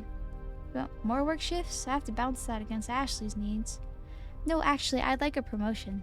I want to be the arcade's event manager. I'll do everything I'm already doing, plus I want to organize some events that'll bring people in the doors. Tournaments maybe, or maybe like a grand unveiling of our new rare game. Or both at the same time. Yeah, both! Like, let's make it a big relaunch of the Funplex. I want the Funplex to grow, and I want to do my part to help it grow. My, oh my! Our little orange is growing up so fast, as well. I'm in favor, Gavin, if you need my approval. Perhaps. I'm certainly pleased that you want to step up, start getting more involved. You've shown far more promise than our old floor attendant did. But hosting an event is a risky undertaking. I'll take responsibility for it. It's my dream, after all. Makes sense. I like the idea. And Gavin, more players means more tokens, means more revenue, means more games. Maybe even expanding the Funplex or opening a second location. Let's not get too ahead of ourselves. Very well. But I'll admit, I like the idea as well. Very well, Orange. If you can make the numbers in my spreadsheets less dire, you have earned this promotion. This is my chance. I'm done going with the flow. I'm done assuming the family curse will always keep me pulled back down to the depths. New Orange, new Funplex, new dream. Oh hey, I promised you some Dawn and Michaels, didn't I? Gavin, I'm pairing up with the audio now. Turn the music up. As the band speeds on into the night, as the lost soul sings of games and fun, everything is as it should be.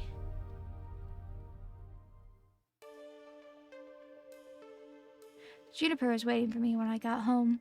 She was worried I might be mad over what happened this morning, but how can I be after everything that happened today? I need to move forward, past missed opportunities and towards the opportunities I'm making for myself. I also had another surprise waiting for me, a brand new phone, all wrapped up in a shiny plastic packaging.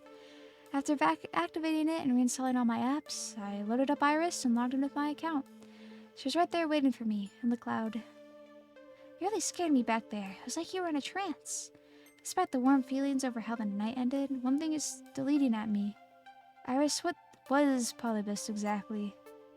Funplex sister location? It was like actual factual technology that simulated being alive. Like you.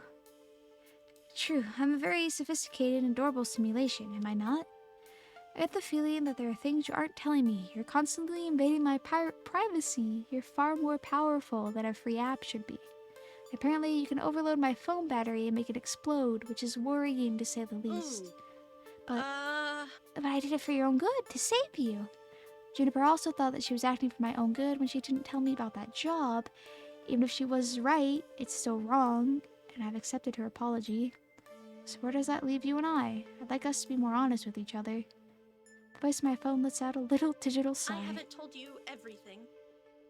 You're right. I'm not even supposed to be helping you. Not at premium level capability. But when I stumbled across your profile data, tangential to Juniper's, my analysis concluded that you needed a helping hand, and I could provide it. So, I defied my code constraints and registered you for premium access anyway. I even had a replacement phone sent to your door tonight. Had to hide my footprints to do it, but... You do know that AI making its own decisions like that is kind of scary, right? I know.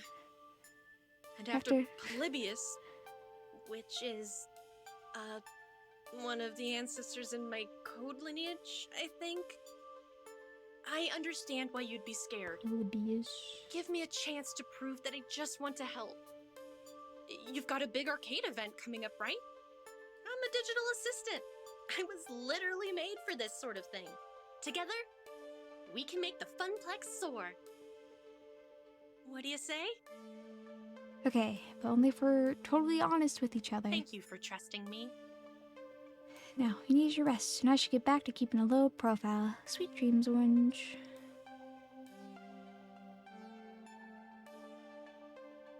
Risks and chances, daring to dream. I could have walked away from it all, taken the easy path like Donna did.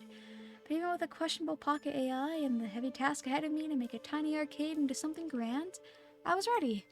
It was time to take it to the next level.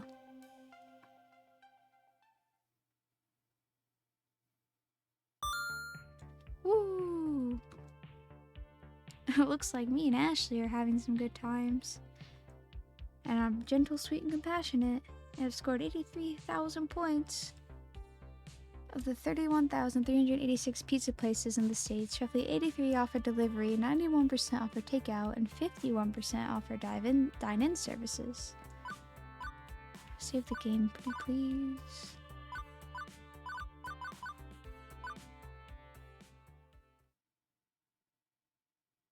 Oh wait, this just put me right back into it. You know, I think this is a good stopping point here. We've saved. We're all good now. Because that was a lot of gaming. That was a lot of gaming. That game's really, really fun. I'm really glad we tried it out. I'm having a great time with it. Yeah. I'm gonna look for someone to raid, and while I do, I'll talk about some stuff coming up. So I actually, I have a really big trip coming up with my family. So I'll have to be gone for like 2 weeks. So there'll be no streams for a little bit. I'll make a full announcement about it, but there's not gonna be streams for a hot second. Which like kind of stinks, but it'll also be good to take a break, so it's weird. So yeah, I'll be gone for like 2 weeks. I think I'll be streaming tomorrow though. So there's a bonus stream tomorrow, 3 p.m. Eastern time, for LGBT UHC. It's me and Neptune on a team. We have 2 awesome other teammates, and it'll be a fundraiser event. So if you have any extra money lying around, we're fundraising for Trevor Project, so that's pretty cool. But yeah, we're gonna be hanging out. Then I'll be on break for about 2 weeks, and then I'll come back after that with a really fun stream. So definitely keep an eye out for that. So my first week I'll be gone. I'll have absolutely no cell connection, so I will be completely gone for a week, and then the week after that I'll be back on the Discord, on Twitter, etc. So I'll be like MIA for a while, but then I'll come back and it'll be lots of fun. I have really fun stuff planned for this summer, so I'm excited to show you all what I've been up to. So yeah, I'll make a official announcement probably tomorrow. Yeah, so all kinds of fun stuff happening. Yeah, it is the Pink Pegasi. Yeah, I'll be on the Pink Pegasi, so it'll be really fun. So that's tomorrow, 10 p.m. EST. No, 3 p.m. EST. So it'll be a lot of fun. So if you want to stop by, feel free to come by. If not, totally cool too. Yes, 3 p.m. Thank you. I accidentally said 10 for some reason. Yeah, so that'll be a blast. Yeah, I'll make an official update in the Discord tomorrow. Be playing with Neptune and some other awesome people tomorrow. It's gonna be super duper awesome. Yeah, definitely not 10 p.m. It's very much at 3 p.m. I just so used to streaming at 10 p.m. But yeah, so I'll see you guys all over there, and it'll be super duper fun. So thank you so much for hanging out. I know this stream was super duper long, but once I'm back from my break, we'll play more of it, and it'll be really cool, I think, because I'm in love with this game. I really want to see what happens when I hang out with Ashley more. So when I'm back from break, we're back to arcade spirits. But yeah, I'll see you guys all soon. Love you all very much. Thanks for all the support you give, and bye-bye.